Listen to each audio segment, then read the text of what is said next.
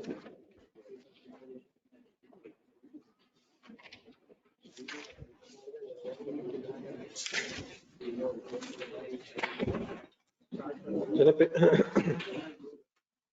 Page number 182 पे लिखा।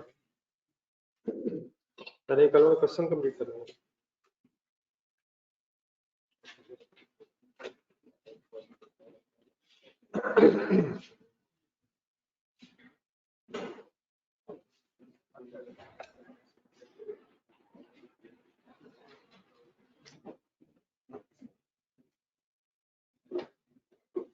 ये ऑनलाइन स्टूडेंट सवाल आ रहा है।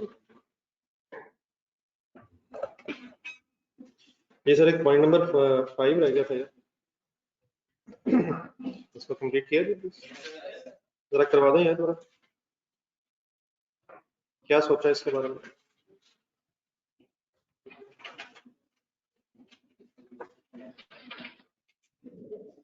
ये ऑनलाइन स्टूडेंट्स आप लोगों ने किया?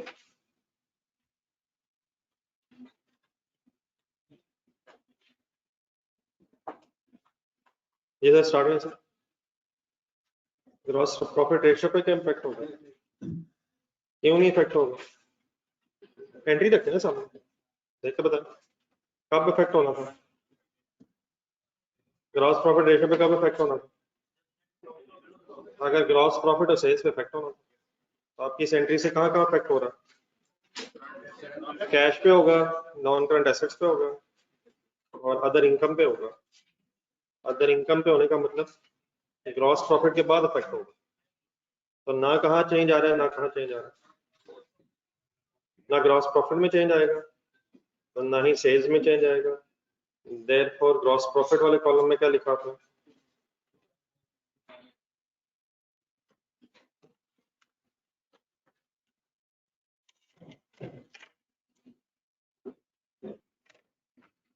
ये हो गया था ठीक।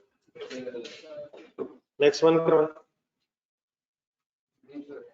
रीजन बोले ना, रीजन गेन की वजह से क्या होगा? अदर इनकम बढ़ने से क्या होगा? नेट प्रॉफिट बढ़ने से क्या होगा? नेट प्रॉफिट रेशियो बढ़ जाएगी। नेट प्रॉफिट बढ़ जाएगा लेकिन सेल पे इम्पैक्ट नहीं आएगा।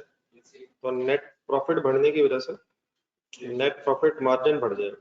ठीक है, अगला एक्सप्लेन कर रहा करंट रेशियो। कैश बढ़ने की वजह से, करंट एसेट्स बढ़ने की वजह से करंट रेशियो बढ़ जाएगी। करंट लायबिलिटीज पे इफेक्ट नहीं आएगा। करंट एसेट भी कम भी तो हो जाएगा यार, एसेट क्रेडिट भी तो हो रहा है। करंट एसेट बढ़ जाएगा और नॉन करंट एसेट्स तो करंट एसेट्स में शामिल नहीं है, वो तो प्रॉपर्टी प्लांट इक्विपमेंट का हिस्सा है। तो करंट एसेट्स के बढ़ने की वजह से करंट रेशियो बढ़ जाएगी। आगे रिपीट करें। रीजन रीजन रीजन ना कॉस्ट ऑफ सेल पे इफेक्ट आ रहा है ना इन्वेंट्री पे इफेक्ट आ रहा है, तो रेशियो अनअफेक्टेड है, नो इफेक्ट हो जाएगा। स्टॉक टर्नओवर का फॉर्मूला बोलें टाइम्स में, cost of sales divide by average inventory. तो ना इन्वेंट्री पे इफेक्ट आ रहा है और ना ही cost of sale. Wind up करें पॉइंट ही बोल के पूरा जाने दे सर। ये प्लस माइनस नहीं हो रहा पर नीचे फिगर आनी है इसकी। Return on non current assets working की होगी वो यहाँ पे, कैसे किया जरा करवाएं। प्रॉफिट बढ़ेगा, ऑपरेटिंग प्रॉफिट भी बढ़ेगा अदर इनकम बढ़ने से, और नॉन करंट एसेट्स में कमी आएगी। तो लिखने की शायद जरूरत नहीं। दोनों किस चीज की रीजन है?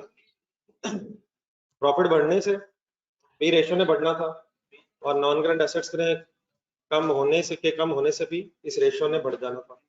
तो दोनों किस चीज की इंडिकेशन है? इंक्रीज। ठीक है, वैसे इतना मुश्किल नहीं था मेरे को। लास्ट वन बता, पूरा पूरा पूरा।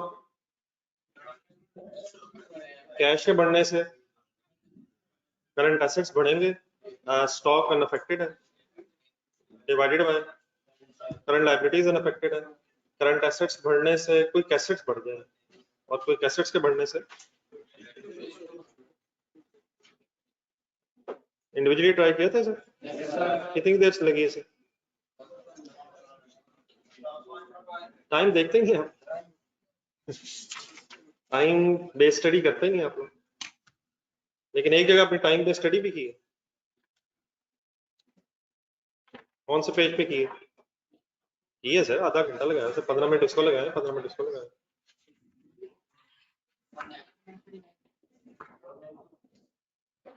अच्छा, आज सबसे पहले आपने ये करना है, ये जो क्वेश्चन अभी मैंने आपके सामने डिस्कस किया इसको दोबारा रिवाइज करना चाहिए, और कोशिश ये करनी है, लेकिन इसके साथ होमवर्क करो। कोशिश ये करनी है कि मैक्सिमम चीजें बगैर लिखे, मतलब फिगर्स लिखे बगैर सोची जा सके, फार्मूला ध्यान में रखा जाए और देखा जाए किस जगह इंक्रीज या डिक्रीज है। ऑब्वियसली जहां महसूस हो के दोनों में इंक्रीज या डिक्रीज आ रहा है, वहां अगर आप लिखना चाहते तो लिख लें, लेकिन कोशिश करें कि 20-25 मिनट में ये सही तरह से रिवाइज हो जाए। ठीक है, जरा तेज होना, ये पेपर में क्वेश्चन आते हैं, वहां शायद इतना टाइम नहीं है कि फिगर्स लिख के की जाए, तो प्रैक्टिस रिक्वायर्ड होगी। पहले इस तरह करें, मैं आता हूँ उस क्वेश्चन पे जो मैंने कल थ्योरी वाला होमवर्क दिया था, एक छोटा सा क्वेश्चन पहले करवा दूंगा, पढ़ा था वो जाके, उसमें एक दो मसले भी है, मैं बताता हूँ। पेज नंबर 207 पे जल्दी से आ रहे हैं, एक छोटे से पहले वर्किंग करवा दूंगा। पेज नंबर 207, कुछ फार्मूले वैसे याद हो गए? मैं रैंडमली 2-3 फार्मूले के नाम बोलने लगा, जरा उनके फार्मूला ज़हन में लाया। डेट इक्विटी रेशियो,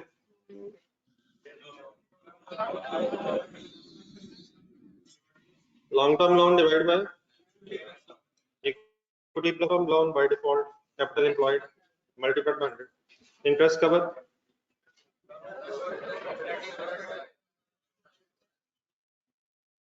दोबारा ट्राई करें, दोबारा ट्राई करें, इधर नहीं बोला, सही नहीं बोला गया यार, बोला ही नहीं है तो दोबारा ट्राई करने का मतलब क्या?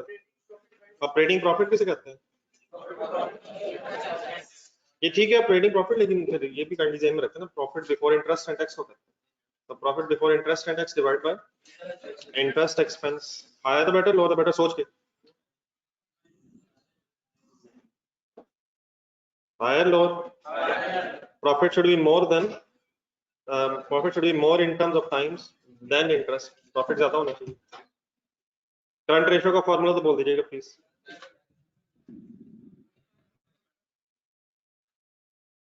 इन्वेंट्री टर्नओवर पीरियड, सोच के जरा,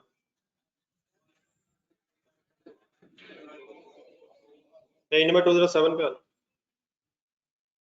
अभी बड़े क्वेश्चंस में फिगर्स सॉल्व करते हैं तो रिपीट होती हैं, लेकिन एक दो जरा इश्यूज समटाइम्स डेटा के आ जाते हैं क्वेश्चन में, तो ये जरा फिगर सॉल्व करने का मकसद रहा ये कि कुछ डेटा में समटाइम्स प्रॉब्लम्स होती हैं, उसको फिर कैसे रिजॉल्व करना। तो आज जरा क्वेश्चन में सब पढ़ना।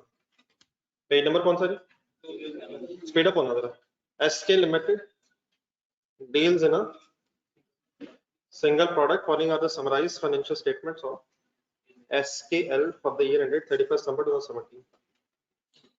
लेफ्ट साइड पे स्टेटमेंट ऑफ फाइनेंशियल पोजीशन है और राइट साइड पे स्टेटमेंट ऑफ लॉस है। लेफ्ट साइड पे 17 और 16 का डाटा है, comparative fixed assets, current assets, capital है, लॉन्ग टर्म लोन्स हैं, करंट लायबिलिटीज। अब कैपिटल के अंदर जरा देख के बताएं अकॉर्डिंग टू दिस क्वेश्चन, अब कैपिटल के अंदर क्या क्या होगा? लॉन्ग टर्म लोन्स तो लायबिलिटी है, करंट लायबिलिटी भी है। अब इस कैपिटल के अंदर ही सारी इक्विटी होगी, क्या ख्याल है? क्या क्या होगा, दो तीन जरा बता दो। प्रॉफिट्स अगर होंगे, प्रीमियम अगर होगा, तो अब इसी के अंदर क्यों होगा? अलग इन्फॉर्मेशन नहीं। अपोजिट साइड में units sold in million, 39 million units बताए हैं, और कंपैरेटिव ईयर में 30 मिलियन। फिर रुपीज इन मिलियंस में sales, cost of sales, gross profit, selling admin, finance cost, net profit. Additional information with effect from 1st January 2017, selling price was decreased by 5% to boost sale volume। Translation क्या कम किया जिससे क्या हुआ? 5% sale price कम की ताकि cell के volume means cell के units बढ़ सके, ज्यादा सेल हो सके, ज्यादा यूनिट्स बेचे जा सके। अच्छा, ज्यादा यूनिट्स बेचने का क्या फायदा? प्राइस थोड़ी सी अगर कम कर ली जाए तो फायदा फिर क्या होगा? ज्यादा यूनिट्स बेचने से क्या होगा? अगर ग्रॉस प्रॉफिट पर यूनिट कम भी हो जाए, सेल प्राइस कम करने से ज्यादा यूनिट्स अगर बिकते तो ओवरऑल सेल बढ़ जाएगी। मसलन कैलकुलेटर पकड़ो,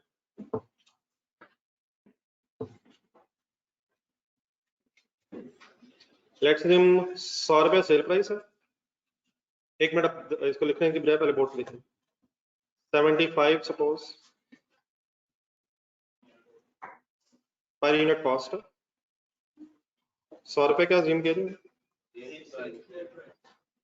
75 नहीं, 75 सपोज कॉस्ट एक यूनिट की, तो 25 रुपए एक यूनिट का ग्रॉस प्रॉफिट है, ठीक है। अब आपने सपोज 5 रुपए अपनी सेल प्राइस कम की, 95 हो गई, कॉस्ट सपोज सेम रही, प्रॉफिट कितना रहेगा? 20 रुपए। लेट्स अज्यूम 100 रुपए के हिसाब से अगर 100 रुपए पे बेचते तो 10,000 यूनिट्स में बिकना था, तो 10,000 यूनिट्स अगर बेचेंगे, हर यूनिट ने 25 रुपए प्रॉफिट देना था, तो 10,000 सॉल्व करना था, 10,000 इंटू 25, 2,50,000 ग्रॉस प्रॉफिट बनता, ठीक है। लेकिन सपोज आपने 5 रुपए सेल प्राइस कम की जिससे 12,000 यूनिट्स बेचे, तो 12,000 लिखा था। अब 12,000 मल्टीप्लाइड बाय क्या करेंगे? 20। तो फिलहाल तो नहीं, फिलहाल तो मतलब मेरा जितना वॉल्यूम बढ़ा है उससे कोई फर्क नहीं पड़ा, लेकिन अगर फॉर एग्जाम्पल 15,000 हो जाता तो आप जब वर्किंग करेंगे इस तरह की 15,000 इंटू 20 इस तरह का जब कोई डिसीजन लेंगे तो सेल प्राइस कम करने का फिर ये देखेंगे कि कितने के यूनिट्स बढ़ेंगे। तो अगर तो फॉर एग्जाम्पल 2,000 ही बढ़ने थे तो उसका तो कोई फायदा नहीं, लेकिन लेट्स से अगर 5,000 बढ़ गए तो क्या ओवरऑल ग्रॉस प्रॉफिट अब बढ़ जाएगा? तो 15,000 इंटू 20 अगर आप करेंगे तो फिर 3 लाख हो जाएगा। तो प्राइस तो कम किया आपने, लेकिन अगर उससे ज्यादा यूनिट्स बिक जाएंगे तो हो सकता है कि आपका अल्टीमेटली ग्रॉस प्रॉफिट बढ़ जाए, और ग्रॉस प्रॉफिट बढ़ने से फिर नेट प्रॉफिट भी इंक्रीज हो सकता है। तो क्या किया कंपनी ने? और सर जी क्या कर दिया सर? नहीं, अभी सेंटेंस समझ आ गई ना कि क्या कम करने से क्या बढ़ाया जा सकता है? सेल प्राइस कम करने से वॉल्यूम बढ़ जाता है, आपकी जो प्रोडक्ट है ज्यादा लोगों की रीच में आ जाती है। अगर सस्ती हो जाएगी तो ज्यादा लोग उसे खरीद सकते हैं, जिससे वॉल्यूम बढ़ सकता है। महंगी महंगी बेचेंगे तो हर बंदा शायद उसे अफोर्ड नहीं कर सकेगा। जी number 2, during the year 2017 suppliers demanded price increase of 4%। अब ये सप्लायर कौन होता है? जिससे हम चीजें खरीदते हैं। कस्टमर कौन होता है? सप्लायर कौन होता है? जिसे हम बेचते कस्टमर होता है और जिसे हम खरीदते हैं वो सप्लायर होता है। SQL resisted the price increase, supplier ने डिमांड की लेकिन हम माने नहीं, हमने रेजिस्ट किया। हाउएवर फैसला फिर क्या हुआ? Both parties agreed to reduce the, इसका क्या मतलब? Reduce the credit period. अगर हम 30 दिनों में पहले पैसे दे रहे थे तो उन्होंने कहा फिर ठीक है प्राइस आप नहीं बढ़ा रहे तो कम से कम पैसे तो जल्दी दे, तो सपोज 20 डेज या 25 डेज क्रेडिट पीरियड रिड्यूस कर दी। नंबर 3, एस्केल had been running its business in rented building whose annual rent was 15 million. During the year, SKL purchased this building for rupees 200 million.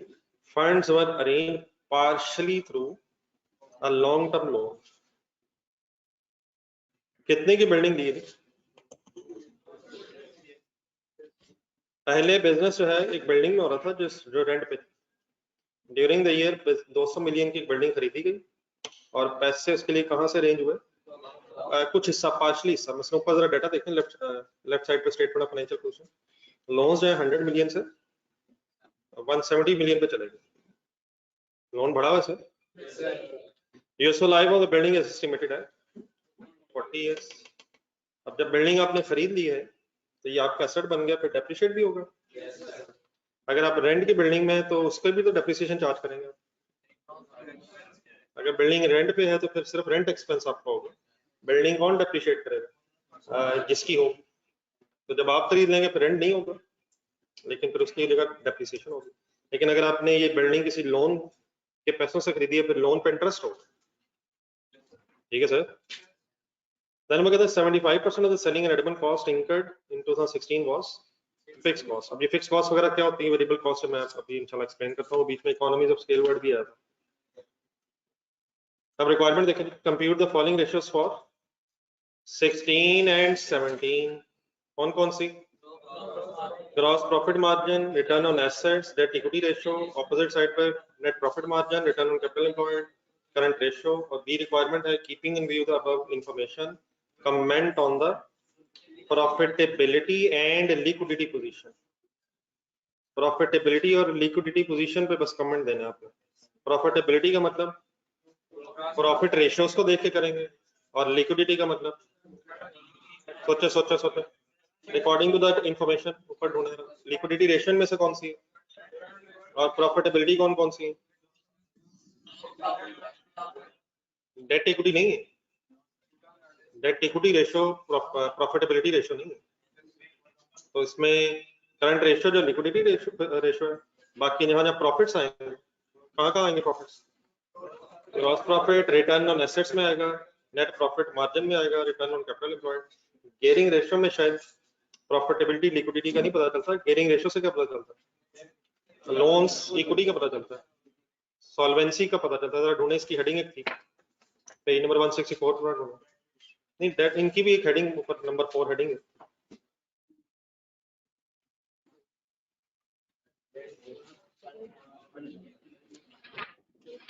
Ratio number 19 and 20, page number क्या है इसका?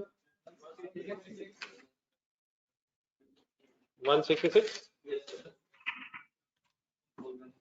हाँ जी, long term solvency. Solvency का मतलब क्या होता है?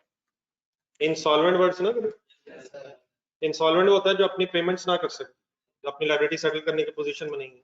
तो सॉल्वेंसी में फिर मतलब ये कि हम देखना ये चाहते हैं कि क्या कंपनी अपनी लायबिलिटीज को, लॉन्ग टर्म लायबिलिटीज को सेटल कर सकती है या नहीं। तो हाईली गियर्ड सेटल कर सकेगी या लो गियर्ड? अगर हाईली गियर्ड होती जा रही है, क्या मतलब इसका? लोन्स बढ़ते जा रहे हैं तो फिर शायद अपनी लायबिलिटीज को सेटल करना मुश्किल हो जाए। ठीक है सर, आइए पहले रेशियोज की वर्किंग करवा दो। कौन सा पेज था? 2007 का था।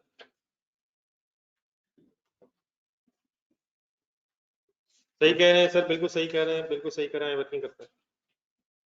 पहला फॉर्मूला जी, हाईली गियर्ड। हाईली गियर्ड अगर होगा तो लोन ज्यादा है, और अगर लोन ज्यादा है तो सॉल्वेंसी फिर खतरे में है। ये ग्रॉस प्रॉफिट मार्जिन किस किस साल की वर्किंग करनी है?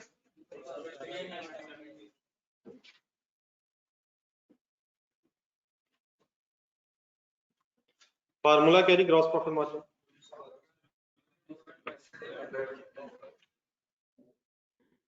Gross profit divided by net sales into 365, लिखना लीजिएगा देख के, इनटू 100 ही है जी। 16 17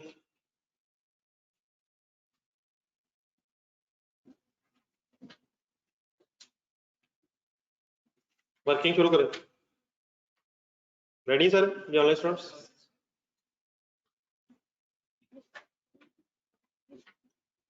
बोलिएगा जी figures please. Figures 90 divide by 30, 90 divide by 30, 30 के ऊपर वो यूनिट से हमने किसे डिवाइड करना है? सेल्स, सेल मतलब अमाउंट 300।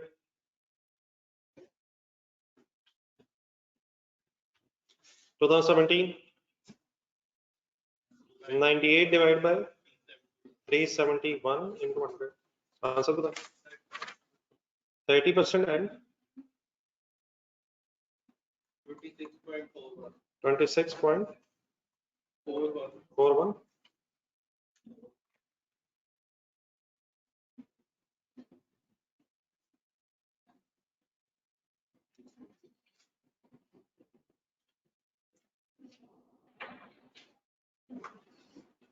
चलिए वर्किंग किया करें यार, आंसर तक बोर्ड से देके लिखिए। कैलकुलेटर की जरूरत ही है से।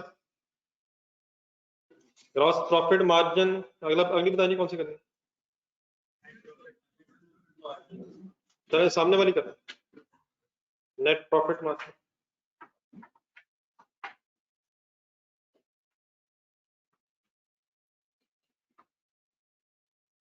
Net profit divided by net sales into 100।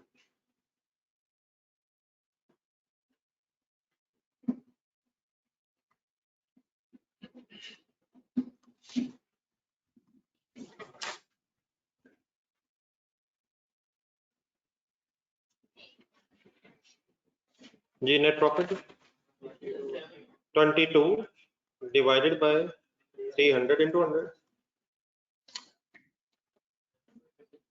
7.33%।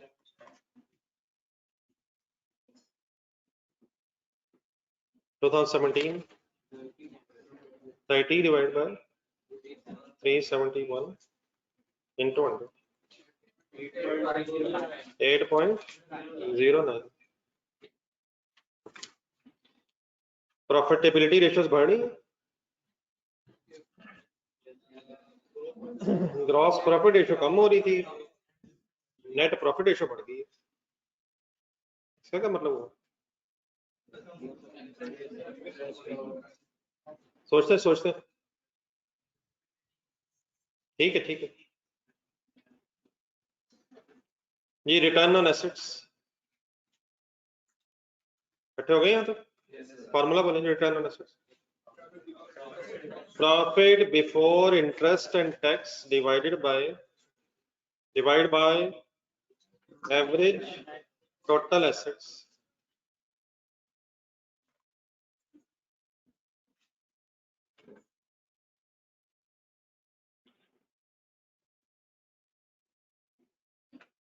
साथ रहिएगा। यहाँ पे एक छोटा सा मसला रिजॉल्व करना। Profit before interest and tax formula आगे दिन में divide by average total assets. करें वर्किंग? सब कुछ छोड़ दें, एक मिनट पहले फिगर जरा ढूंढ ले मेरे साथ। 2016 में है जी। Profit before interest and tax बताएं कैसे ढूंढूं, प्लीज बताएं कैसे ढूंढूं। फिगर्स बोले 22 प्लस 8, ठीक है 22 प्लस 8 वापस जा रहा हूँ जी। Divide by average average average average average average average भी तो करना है यार। टोटल एसेट्स बताएं 440 के 2016 का, तो इसका एवरेज भी तो करना है। 2017 का भी तो है। 16 वाला अगर एवरेज का होना था तो कैसे होना था? 15 का डाटा होना चाहिए था। 15 का डाटा अगर होता तो 15 की figures plus 16 figures divide by 2, ठीक है। तो एवरेज नहीं कर सकेंगे, क्या करें? किसको क्या समझ लें प्लीज, किसको क्या समझ लें यार? क्लोजिंग ही को एवरेज समझ के इनटू 100 कर दें।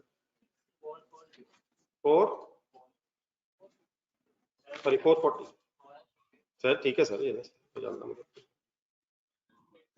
6.81।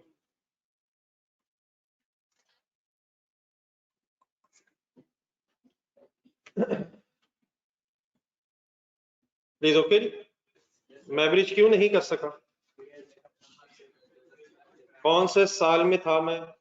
16 में। किस साल का डाटा होना चाहिए था? 17 में है, और 17 में साथ एक मिनट कीजिएगा। कैसे वर्किंग करूं? Profit before interest and tax 30 plus 13, यहाँ तक ठीक है please. Profit before interest and tax reverse कर लेंगे, डिवाइडेड बाय, एक मिनट रुके, हेडेड 17 के एंगल से एवरेज हो सकती है कैसे? 440 प्लस 500 डिवाइड बाय 2। 17 के एंगल से ओपनिंग बटा अवेलेबल है, लेकिन मेरी बात ध्यान से सुनिएगा और फिर इसका एक नोट भी लिखना। अब इन फिगर्स ने ना, ये जो हम वर्किंग कर रहे हैं, ये परसेंटेजेस हैं, इटसेल्फ मीनिंगलेस हैं जब तक ये आपस में कंपेयर नहीं हो सके। मतलब 16 17 कंपैरिजन कर रहे हैं। अगर लेट्स अज्यूम मैं आपसे कहूं कि 2017 में रिटर्न ऑन एसेट्स है 15%, तो बताएं ये सही है गलत है? कब पता चल सकता है? या तो किसी पिछले साल से कंपैरिजन किया जाए या इंडस्ट्री से कंपैरिजन किया जाए। तो अगर रेशियोज आपस में कंपेरेबल नहीं हो सकेंगी तो हमारी कोई डिसीजन मेकिंग नहीं हो सकेगी। तो अब प्रॉब्लम ये है कि 17 में यकीनन एवरेज किया जा सकता है, डाटा अवेलेबल है, लेकिन अब इस 17 की रेशियो ने फिर कंपेयर होना है 16 की रेशियो से, और 16 में हम एवरेज कर नहीं सके। अगर इंफॉर्मेशन होती तो ऑब्वियसली दोनों पे एवरेज होना चाहिए था, लेकिन अब 16 में हम एवरेज क्यों नहीं कर सके? क्योंकि 15 का डाटा नहीं है। अब 17 में एवरेज तो हो सकता है, और यहाँ अगर हम एवरेज कर लें तो फिर ये रेशियोज आपस में कंपेरेबल इसलिए नहीं रहेंगी कि 16 की फिगर विदाउट एवरेज है और 17 की फिगर एवरेज के साथ आ गई। यकीनन फॉर्मूले में एवरेज लिखा हुआ है, लेकिन एवरेज आप तभी करेंगे अगर सारे रेलिवेंट ईयर्स को एवरेज आउट किया जा सकता हो। क्या 16 को किया जा सकता है? किया जा सकता है। अगर 15 का डाटा होता तो क्या हम करते? और फिर डेफिनेटली 17 भी करते। तो क्या 17 को इस केस में कर सकते हैं हम, लेकिन 16 को अब नहीं किया हुआ। तो ये फिर फिगर्स आपस में कंपेरेबल इसलिए नहीं रहेंगी क्योंकि दोनों में वर्किंग की बेसिस डिफरेंट हो गई है। मेरी बात पूरा सही तरह अंडरस्टैंड करने की, पेज नंबर 188 पे आएगा। पेज नंबर 188 पे क्वेश्चन नंबर 1 हुआ था। सर जी प्लीज हुआ था यार, यकीन माने हुआ था। इसकी रिक्वायरमेंट पढ़े, किस किस साल की वर्किंग करनी थी आपने? 15 एंड 16 की आपने वर्किंग करनी थी। ऊपर डाटा देखें, 14 का भी था, 15 का भी था, 16 का भी था। अगर हमें कहीं एवरेज करने की जरूरत पड़ी होगी तो क्या हम 15 में भी एवरेज कर सकते थे और 16 में भी कर सकते थे, इसलिए हमने फिर एवरेज करके ही वर्किंग की होगी। लेट्स अज्यूम 14 का डाटा ना होता,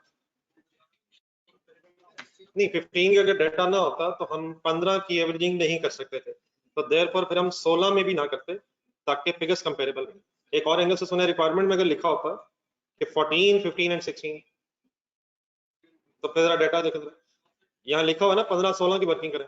अगर वो कहता है 14, 15 एंड 16 तीनों की वर्किंग करें, तो फिर हम 14 की अगर एवरेज ना ले पाते तो हम किन किन सालों में भी ना लेते, 15 और 16 में भी ना लेते। तो मैं एक सेंटेंस बोल रहा हूँ, अभी लिख भी लीजिएगा कि एवरेज अब तभी करेंगे जब हर रेलिवेंट ईयर की एवरेज हो सकती है। अब रेलिवेंट ईयर से मेरी मुराद क्या है? रिक्वायरमेंट बताएगी रेलिवेंट ईयर क्या है। तो दोबारा क्वेश्चन यही देखें जिसमें आप हैं, पेज नंबर 188। एक मिनट है, क्या इसमें हर रेलिवेंट ईयर जो क्वेश्चन में मांगा गया है उसकी एवरेजिंग हो सकती है? 15 की भी हो सकती है, 16 की भी हो सकती है। एक सेकंड, पेज नंबर 207 पे। अगर वो सिर्फ आपसे 17 की वर्किंग मांगता तो क्या 17 के एंगल से फिर एवरेज आप ले लेते? हर रेलिवेंट ईयर का मतलब ये है कि रिक्वायरमेंट में कौन सा ईयर बताया, तो एवरेज यकीनन होनी है, लेकिन एवरेज तभी हो सकेगी जब हर रेलिवेंट ईयर को हम एवरेज आउट कर सकेंगे। इसी क्वेश्चन नंबर ये जो 207 पेज पे क्वेश्चन हो रहा है, इसके नीचे थोड़ा सा नोट लिखा है, average is calculated, average is calculated, किधर लिख रहे हैं? इसी पेज के नीचे, पेज नंबर 207 पे वापस आ गए हम। Average is calculated if it can be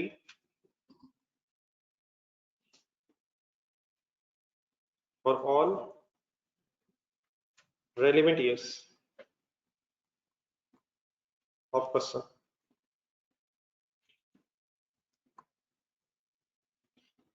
For all relevant years in question. क्या मतलब है यहाँ इन रेलिवेंट ईयर्स के वर्ड का? क्वेश्चन के हर साल में, जिस साल की मैं वर्किंग करवाना चाह रहा हूँ, हर उस साल में जिस साल में हमें वर्किंग करनी है, अगर तो एवरेज हो सकती है फिर हम एवरेज करेंगे, और अगर हम किसी एक रेलिवेंट ईयर में एवरेज नहीं कर सकते तो बाकियों में भी क्यों नहीं करेंगे, ताकि फिर जो रेशियोज है बस एक ही तरीके से कैलकुलेट हुई हैं और उनकी बेस पे कोई मीनिंगफुल कंपैरिजन हो सके। रेशियोज को कैलकुलेट करने का अगर तरीका ही आपका डिफरेंट ईयर्स में डिफरेंट होगा तो उन रेशियोज को फिर कंपेरेबल नहीं कहा जा सकता। तो अगर प्लीज दोबारा सेंटेंस पढ़ें और अपने वर्ड्स में बताएं, अगर एवरेज कब करते हैं? पेज नंबर 188 पर वापस है, वहां हम रेलिवेंट ईयर्स की एवरेज कर सकते थे। What was the relevant years? 15 and 16 दोनों में एवरेज पॉसिबल थी, इसलिए आपने यकीनन एवरेज की होगी। एक और क्वेश्चन देख लें, पेज नंबर 20 4 पे 1 मिनट आया, ये कीबोर्ड वाला क्वेश्चन जो आपने घर से किया, इसमें जरा देख के बताएं रिक्वायरमेंट है, एवरेज का मसला हल हो गया था, हो गया होगा, सोचें कैसे, कौन कौन से रेलिवेंट ईयर से, तो क्या दोनों साल जो मांगे थे उसने, उसमें एवरेज करना हमारे लिए पॉसिबल था? आज हम वापस फाइनली करवा दें रिटर्न ऑन एसेट्स की फिगर। ये ऑनलाइन स्टूडेंट्स आप अंडरस्टैंड करेंगे?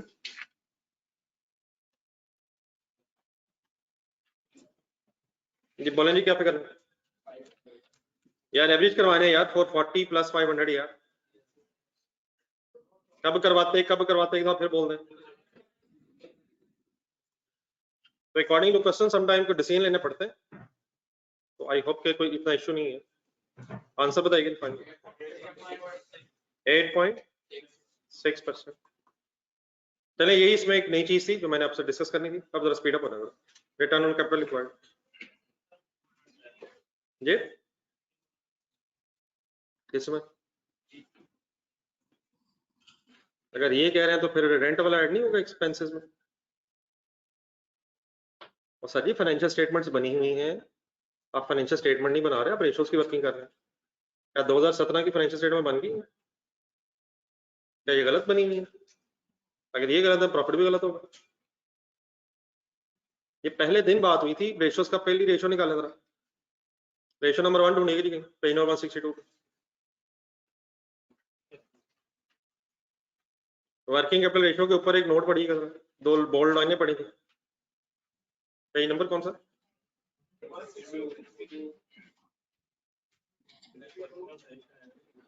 रेशियो एनालिसिस के क्वेश्चन में क्या हम अज्यूम करें कि फाइनेंशियल स्टेटमेंट सही बन गई है, अभी बनानी है?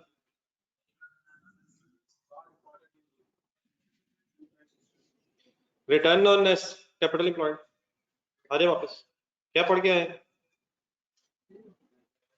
क्या अगर डाटा दिया हुआ तो गलत दिया होगा? हमने क्या करना है, रेशियोज की वर्किंग करनी है, अनलेस को पता चले कि फाइनेंशियल स्टेटमेंट नहीं बनी हुई, 17 की बनी हुई है, हम वर्किंग करेंगे। ये रिटर्न ऑन कैपिटल एम्प्लॉयड का फार्मूला बना,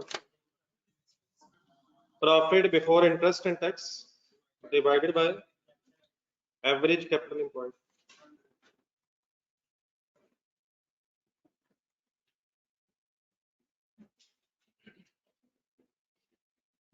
ये 16 में फिगर लिखा है,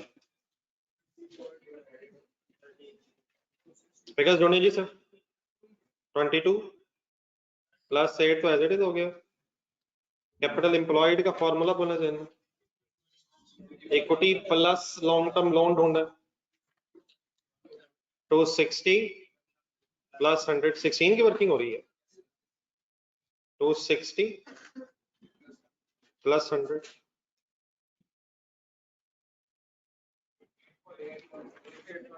8.33,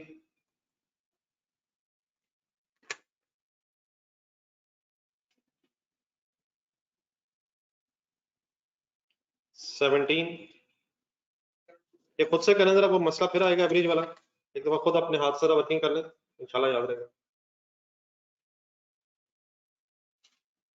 एवरेज कब करेंगे, कर ले अपने हाथ से लिख लें, आपको तो याद रहेगा।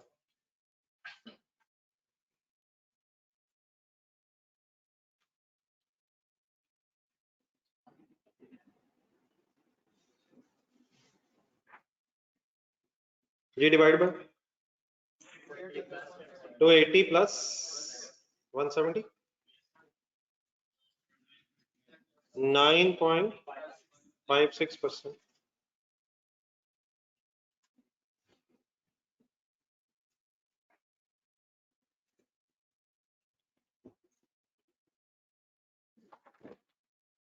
जी next one, debt equity ratio formula,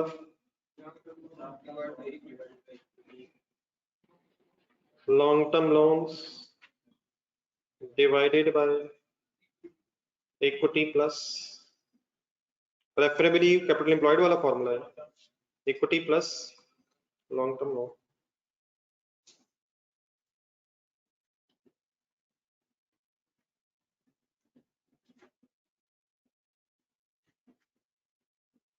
अच्छा, अब यहाँ एवरेज है ही नहीं, तो सिंपल फिगर्स ढूंढो। Long term loans 100 divided by 260 plus 100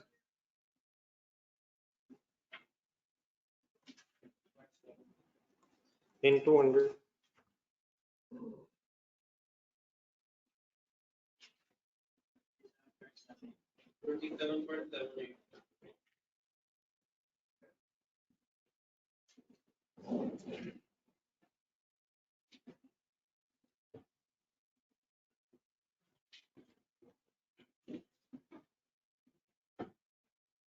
seventeen की फिगर्स में है।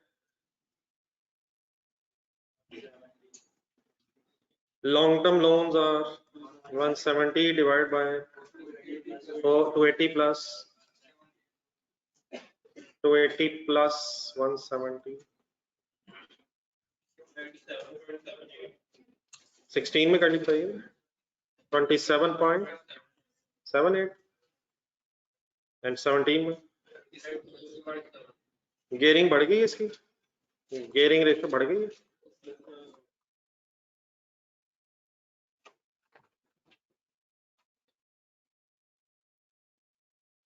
इस रेशो में एवरेज क्यों नहीं किया? इसमें एवरेज होता ही नहीं है, और जहां कहीं एवरेज होता है वहां कब करेंगे? जब सारे क्वेश्चन के रेलेवेंट ईयर्स में हो सके। ये वाइंड अप कर दें सर, करंट रेशो का formula current assets divided by current liabilities.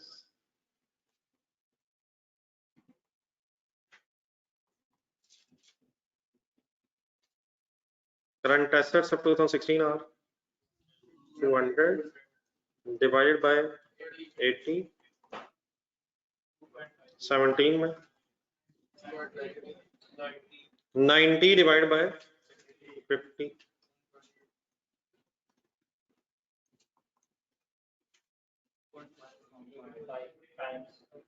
पहला आ गया 2.5 टाइम्स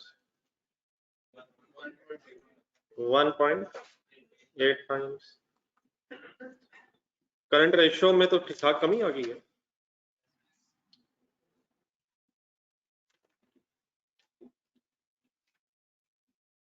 ठीक है जी, वर्किंग फाइनल। इस क्वेश्चन बारे एक नई चीज क्या पता चली, नीचे नोट पढ़ के फाइनल कर देना। बाकी तो मेरा ख्याल है question as it is repeat ही हुआ है। एवरेज कब लेंगे? जब हर रेलिवेंट ईयर की एवरेज ले सकेंगे। एक सेकंड के लिए पेज नंबर 202 पे आएगा, इसके कमेंट्स पे आते हैं।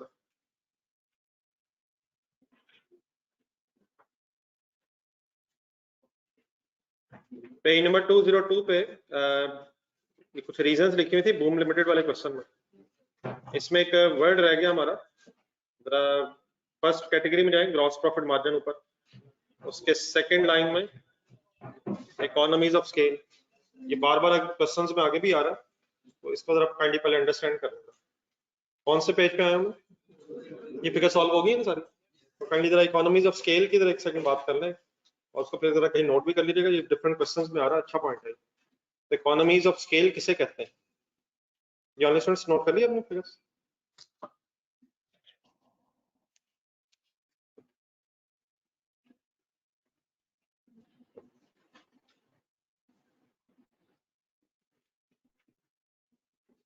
मुझे काइंडली थोड़ा सा पहले एक्सप्लेन कर लेने दीजिएगा, मैं फिर आपको खुद ही बताता हूँ कि आपने ये नोट कहाँ करना है।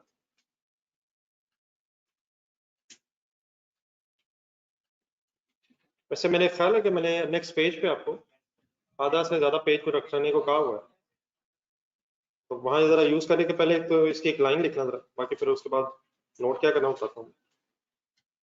एक हेडिंग लिखें economies of scale, next page में जितनी भी जगह यूज हो सकती है सारी कर लीजिएगा, जितनी हो गई भी उसे लाइन लगा दें, उसके नीचे एक लाइन लगा दें, और बाकी आधा एक सफा या उससे ज्यादा अगर बच जाए तो अच्छा। हेडिंग लिखें वहां आके पेज नंबर 203 पे, जितनी जगह है उसे यूज करें। Economies of scale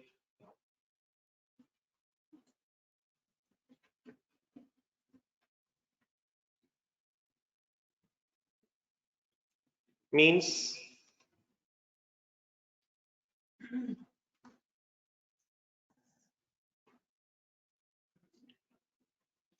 increase the production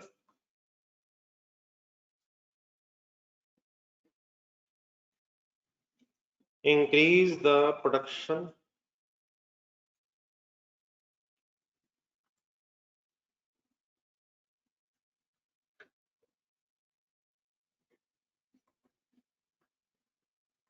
to decrease cost per unit of product.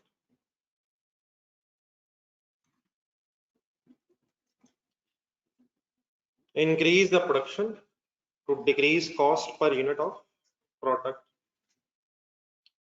Production बढ़ाएं और कॉस्ट पर यूनिट को कम करें, इसको कहते हैं इकोनॉमीज ऑफ स्केल। क्या बढ़ा के क्या कम करें? प्रोडक्शन का मतलब होता है यूनिट्स की प्रोडक्शन। अगर आप 10,000 यूनिट्स बना रहे थे तो 15,000 20,000 यूनिट्स बढ़ा लें, उससे क्या लिखा मैंने आगे, पर यूनिट कॉस्ट डिक्रीज हो जाती है। अच्छा, इसका क्या फायदा अगर पर यूनिट कॉस्ट डिक्रीज हो? सेल प्राइस बढ़ाए बगैर आपका प्रॉफिट बढ़ सकता है। तो इकोनॉमीज ऑफ स्केल का मीनिंग क्या बढ़ा के क्या कम हो जाएगा? कैसे? अब कैसे? अब जो आगे मैं लिखूंगा वो कहानी मुझे पहले लिख लेने दीजिएगा, फिर पता नहीं कितनी जगह चाहिए, सही तरह मुझे एक्सप्लेन करना है। बिजनेस में जब कोई गुड्स बनाई जाती हैं तो दो तरह की कॉस्ट इंकर होती हैं। एक शायद आपने वर्ड सुने हो, लेकिन बहरहाल दोबारा ध्यान से सुनेगा अगर सुने भी होंगे। बिजनेस में दो तरह की कॉस्ट इंकर होती हैं, कुछ वेरिएबल कॉस्ट होती हैं और कुछ वेरिएबल कॉस्ट के साथ साथ फिक्स कॉस्ट होते हैं। क्या वर्ड्स लिखे मैंने? वेरिएबल कॉस्ट क्या होती है? A cost which vary with production. Very का मतलब होता है चेंज विद प्रोडक्शन। मसलन लेट्स अज्यूम आपकी फैक्ट्री है जिसमें आप लेदर शूज बना रहे हैं, शूज की मैन्युफैक्चरिंग लेदर से हो रही है, समझेंगे? तो अगर ज्यादा शूज बनाएंगे तो कम लेदर लगेगा, ज्यादा शूज बनाएंगे ज्यादा लेदर लगेगा। क्या ख्याल है?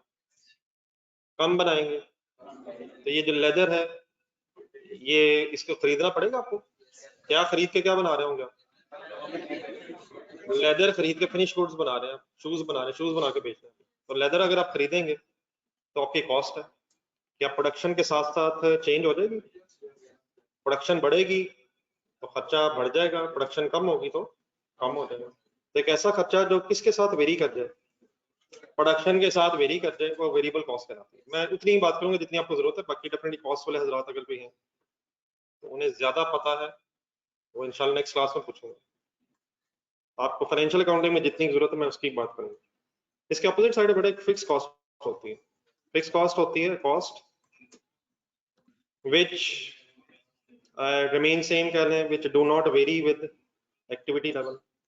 एक ऐसा खर्चा जो प्रोडक्शन के साथ चेंज ना हो, which do not very with production, जो सेम रहे, कांस्टेंट रहे, प्रोडक्शन के साथ इंक्रीज या डिक्रीज ना हो। इसके एक बेस्ट एग्जांपल, अगर कोई फैक्ट्री आपकी रेंट पे है तो रेंट जो होता है वो पर मंथ, पर एनम, पर क्वार्टर इस तरह से होता है।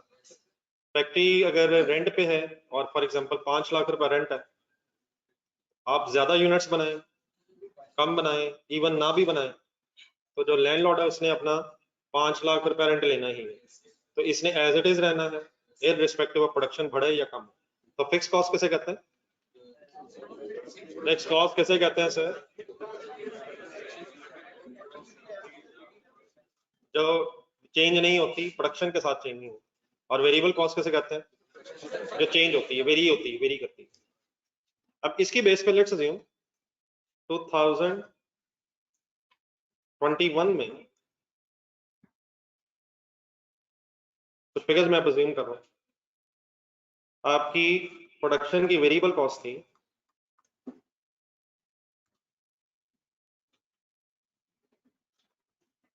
आपने सपोज 10,000 यूनिट्स बनाए और हर यूनिट का बनाने की वेरिएबल कॉस्ट सपोज 200 रुपीज थी, कैलकुलेटर पड़ेगा। मैंने क्या अज्यूम किया ब्रैकेट में, 10,000 किया, नहीं 10,000 क्या है यार, यूनिट्स है फॉर एग्जांपल, और 200 रुपए क्या मैंने अज्यूम किया वेरिएबल कॉस्ट पर यूनिट। तो आपका 2 मिलियन रुपीस का वेरिएबल कॉस्ट का खर्चा हुआ। 2021 में आपकी फिक्स कॉस्ट थी suppose 10 lakh, therefore total cost बन गई 3 मिलियन। 10,000 मैंने क्या अज्यूम किया नहीं बटा 10,000 मैंने क्या अज्यूम कर लिया यार, और 200 रुपए मैंने क्या अज्यूम किया per unit variable cost. Total cost बन गई हमारी 3 मिलियन। अब 3 मिलियन की ये जो टोटल कॉस्ट है कितने यूनिट्स का बनाने में इंकर हुई, 10,000 यूनिट्स। क्या करना, अब अगर मैं आपसे कहूं कि मुझे पर यूनिट टोटल कॉस्ट बता दो, आप क्या करेंगे, क्या करेंगे, पर यूनिट टोटल कॉस्ट कैसे वर्किंग करवाएंगे, पर यूनिट टोटल कॉस्ट क्या उठाएंगे आप, 3 मिलियन टोटल कॉस्ट उठाएंगे डिवाइडेड बाय 10,000 यूनिट्स करेंगे, आपके कैलकुलेटर पे आंसर आ जाएगा 300 रुपीज पर।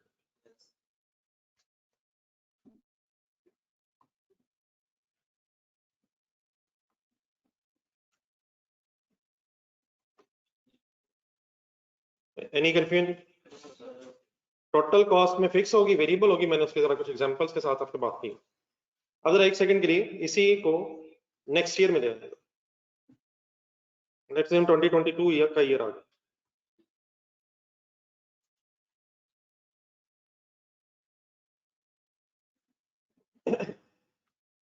2022 में आपने 15,000 यूनिट्स प्रोड्यूस कर ली,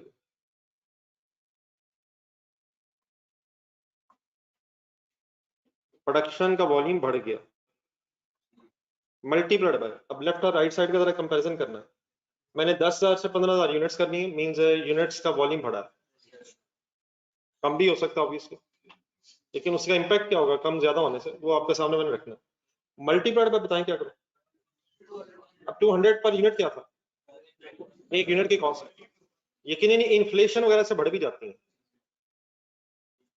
चीजें महंगी हो जाती है इन्फ्लेशन वगैरह की वजह से।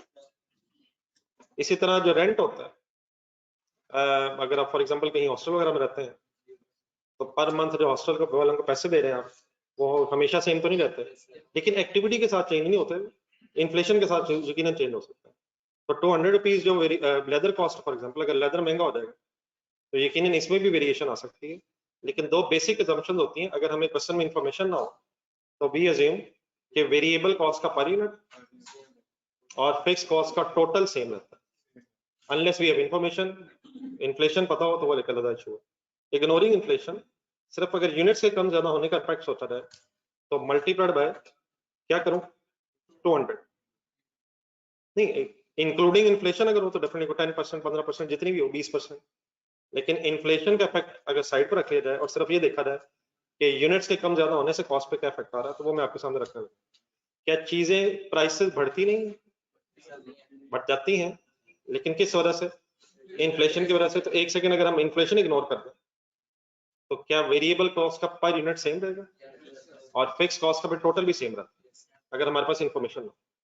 तो अब मैंने क्या किया, 15,000 मल्टीप्लाइड बाय 200, आंसर बताइए, ये तो हो गया 3 मिलियन। 3 मिलियन का मतलब ये हुआ कि मैंने प्रोडक्शन इंक्रीज की है तो ऑब्वियसली वेरिएबल कॉस्ट का टोटल इंक्रीज हो गया, लेकिन फिक्स कॉस्ट पे आएंगे, अगर हमें इंफॉर्मेशन नहीं है तो फिक्स कॉस्ट इस साल भी क्या रहेगी यार, फिक्स कॉस्ट भी तो बढ़ेगी एक्टिविटी की वजह से, ये एक्टिविटी की वजह से नहीं बढ़नी, बढ़ सकती है लेकिन इन्फ्लेशन की वजह से, एक्टिविटी कम हो ज्यादा हो, यूनिट्स के कम ज्यादा होने से फिक्स कॉस्ट का टोटल नहीं बढ़ता, टोटल करना। अब ये 40 लाख 4 मिलियन है टोटल कॉस्ट। अब यहां से आपने मुझे per unit total cost calculate करवानी है 2022 में, per unit sorry total cost. एक मिनट सर, एक minute ji sir. 4 million divided by 15,000 is equal to 266.6 per unit. मैंने सिर्फ किसको चेंज किया है, लेफ्ट और राइट साइड पे। मैंने एक्टिविटी लेवल को बढ़ाया है। एक्टिविटी लेवल के बढ़ने से अल्टीमेटली क्या हुआ,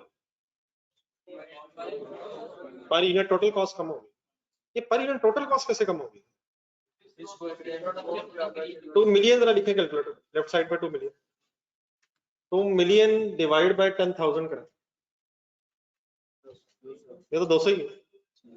राइट साइड पे 3 मिलियन लिखें calculator, divide by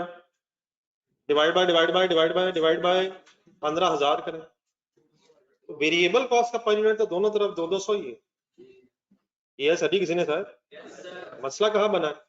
left side पे वापस आए, लेफ्ट साइड पे वापस आए, 1 मिलियन लिखें कैलकुलेटर पे लेफ्ट साइड। 2021 में ये 1 मिलियन जो था ये कितने यूनिट्स पे एलोकेट हो रहा था? 1 million divide by 10,000। Her unit की फिक्स कॉस्ट 100 रुपीज चार्ज हो रही थी 2021 में। राइट साइड पे जाए, वहां फिक्स कॉस्ट का टोटल सेम रहा 1 मिलियन। अब डिवाइडेड बाय कितने यूनिट्स पे होगा? तो फिक्स कॉस्ट अब ज्यादा यूनिट्स पे एलोकेट होने की वजह से, बेस बढ़ जाने की वजह से आपका आंसर पर यूनिट का बढ़ गया, कम हो गया। तो राइट साइड में ये जो चेंज आया कॉस्ट में, पर यूनिट कॉस्ट में, क्या कांस्टेंट रहा? Fix cost. लेकिन ज्यादा यूनिट्स बन जाने की वजह से फिक्स कॉस्ट ज्यादा यूनिट्स पे डिवाइड हो गई, जिससे अल्टीमेटली आपकी overall total cost per unit कम हो जाएगी। तो ये 300 से 266.67 जो है वेरिएबल कॉस्ट के पर यूनिट के चेंज होने की वजह से नहीं हुई। ये किस वजह से कम हुई है? फिक्स कॉस्ट के पर यूनिट के कम हो जाने की वजह से। वो फिक्स कॉस्ट का पर यूनिट क्यों कम हुआ है? क्योंकि फिक्स कॉस्ट फिर ज्यादा यूनिट्स पे स्प्रेड हो जाएगी। इसलिए अगर फर्स्ट करें 20,000 यूनिट्स बना लें तो वेरिएबल कॉस्ट पर यूनिट कम नहीं होगी, लेकिन फिर 20,000 यूनिट से आपकी फिक्स कॉस्ट पे जब डिवाइड होंगे तो once again fix cost per unit कम हो जाएगी, जिससे ओवरऑल आपके टोटल कॉस्ट पर यूनिट कम हो जाएगी। तो इट मीन जितने यूनिट्स आप ज्यादा बना लेंगे उतने यूनिट्स को ज्यादा बनाने से आपकी फिक्स कॉस्ट ज्यादा यूनिट्स पे स्प्रेड होने की वजह से टोटल कॉस्ट पर यूनिट कम हो जाती है। और टोटल कॉस्ट पर यूनिट अगर कम हो जाए तो without changing the sale price को बढ़ाए बगैर भी आप अपनी प्रॉफिटेबिलिटी को इंक्रीज कर सकते हैं। This concept is called as economy of scale. I hope कि कुछ बात समझ आ गई। आप इसे नोट कर लो, बन जाएगी जगह नीचे। नहीं, इसमें मेरे ख्याल अपने वेरिएबल और फिक्स को भी थोड़ा सा डिफाइन करना है। आप ऊपर से लिख लें, फिर मैं थोड़ा नीचे कर दूंगा। जो online students okay please.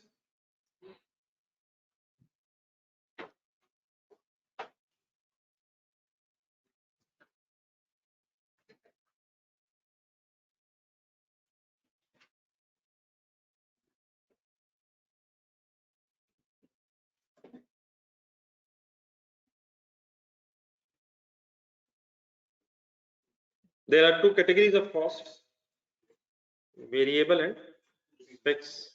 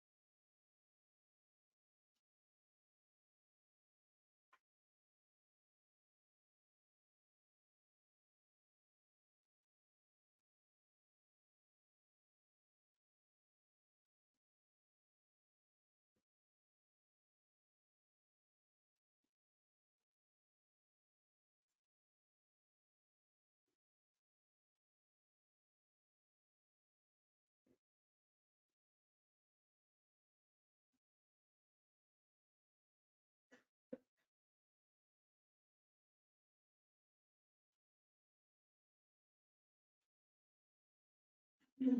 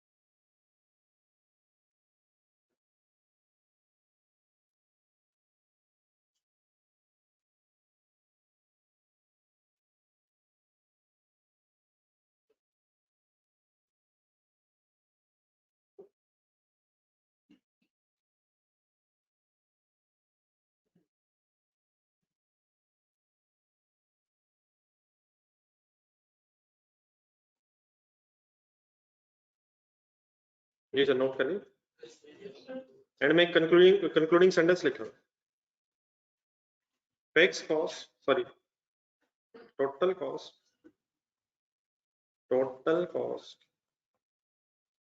per unit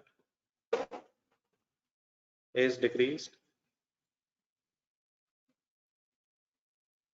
because of decrease in per unit fixed cost as a result of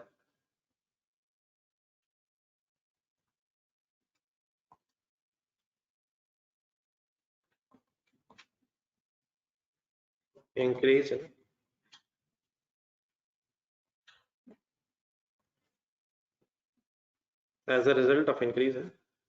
production.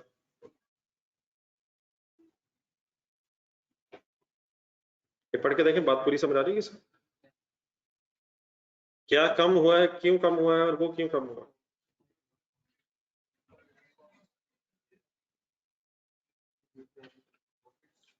Total cost per unit decrease हुई है, किसकी वजह से? Variable cost per unit decrease होने की वजह से नहीं, फिक्स कॉस्ट के पर यूनिट के डिक्रीज हो जाने की वजह से। और वो क्यों डिक्रीज हुई है?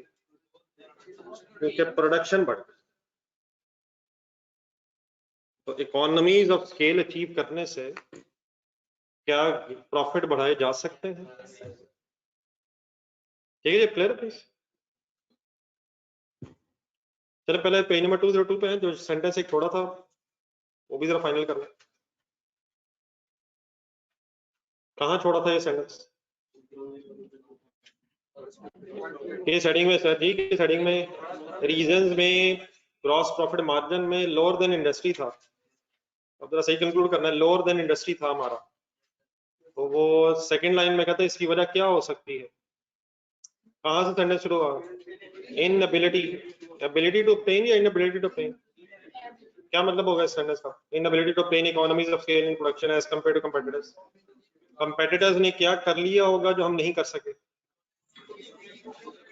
कैसे कैसे क्या करके क्या कर लिया होगा उन्होंने?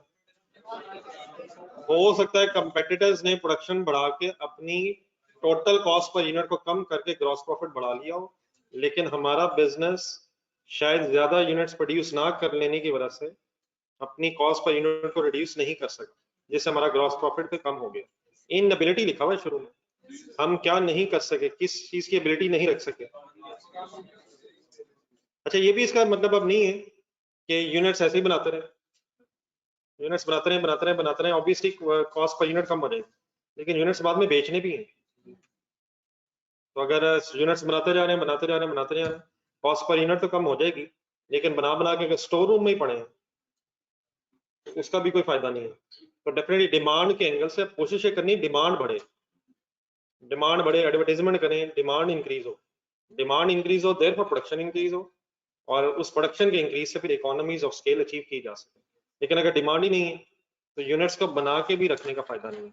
यकीनन ज्यादा यूनिट्स बनाएं, लेकिन क्या बढ़ा के बनाएं, डिमांड बढ़ा कर। ठीक है, आई होप कि आप बात पूरी समझ आ गई है। देन आइए जरा पेज नंबर कौन सा पढ़ने को कहा था, आई होप कि आपको टाइम मिला होगा, ये नहीं मिला जी। जरा मेरे साथ कुछ वर्ड सुन ले जरा, फिर आज कमेंट्स को ही फाइनल करना अपने, मैं बताता हूँ कहाँ कहाँ। पेज नंबर 199 पे आप है, अपनी रजिस्टर में जरा इसका आंसर रख लीजिएगा साहब। कौन सा क्वेश्चन है ये? क्वेश्चन नंबर बता दें यार, कहाँ है वो यार, सॉल्व हुआ हुआ यार, रजिस्टर में दोनों इसकी रेशियो सॉल्व हुई नहीं है, घर भी आपने सामने रख के पढ़ा था इसे। प्रॉफिटेबिलिटी रेशियोज, लिक्विडिटी रेशियोज, और उसके बाद वर्किंग कैपिटल टर्नओवर रेशियोज को अलग अलग एक्सप्लेन किया हुआ। आपके सामने इस वक्त पढ़ने का मकसद यही है कि जो बातें आपको क्लियर नहीं हो सकी होंगी वो जरा क्लियर भी हो जाए, और एक दफा दोबारा मेरे साथ रिवीजन भी हो जाए। ऑनलाइन स्टूडेंट सारे साथ हैं जी, रेडी है सर? रेडी है सर? किस जगह पढ़ रहा हूँ, स्टार्ट बताएं कहाँ से कर रहा हूँ मैं। कंपनी बीच आगे या फिगर आप साथ रख लीजिएगा। Company B's gross profit and net profit ratio is slightly higher as compare to company A. साथ साथ डाटा देखते हैं, सही लिखा हुआ, किसकी ज्यादा बेहतर है, कौन कौन सी। अच्छा, मेजर फर्क नहीं, नेक्स्ट लाइन में कहता है the difference is not significant and may be on account of, अब ये वही शायद बात हो रही है जो मैं अभी आपके साथ कर रहा था, किस वजह से ये डिफरेंस हो सकता है। हायर लेवल ऑफ सेल किस कंपनी की, ए या B, resulting in lesser fix cost per unit. क्या बढ़ा के उसने क्या कम कर लिया, ज्यादा सेल करके क्या कर लिया है, फिक्स कॉस्ट पर यूनिट कम होने से क्या होगा, टोटल कॉस्ट पर यूनिट कम हो जाए, उससे क्या होगा, किसने ग्रॉस प्रॉफिट कैसे बढ़ा लिया होगा, हिम्मत करे पूरा बोला जरा। कंपनी बी ने क्या करके ज्यादा यूनिट्स बना के बेच के अपनी फिक्स कॉस्ट पर यूनिट को कम करके टोटल कॉस्ट पर यूनिट कम करके क्या बढ़ा लिया होगा। समझ आ गया प्लीज? और ब्रैकेट में वही लिखा हुआ है, इकोनॉमीज ऑफ स्केल की बात हो रही है। मेरी तरफ जरा देके बताएं अपने वर्ड्स में, इकोनॉमीज ऑफ स्केल किसे कहते हैं?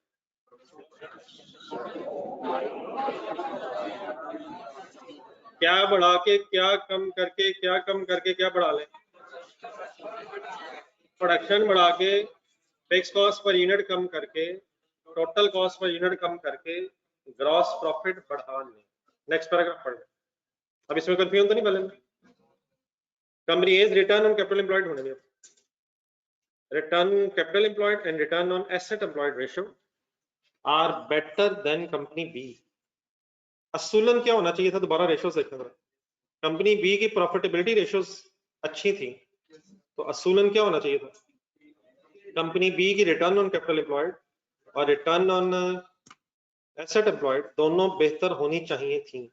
लेकिन हुआ क्या है प्लीज, किसकी बेहतर हो गई, एक ही। तो इसकी रीजन बता रहा है, बिकॉज कंपनी बी हैज, अब ये जरा साथ क्वेश्चन का डाटा भी रखिएगा, क्वेश्चन साथ रखें, page number 194। Company B has accumulated, सही ढूंढिएगा प्लीज, कंपनी बी की बात हो रही है। Company B has accumulated large balances of cash, ढूंढे कंपनी बी का कैश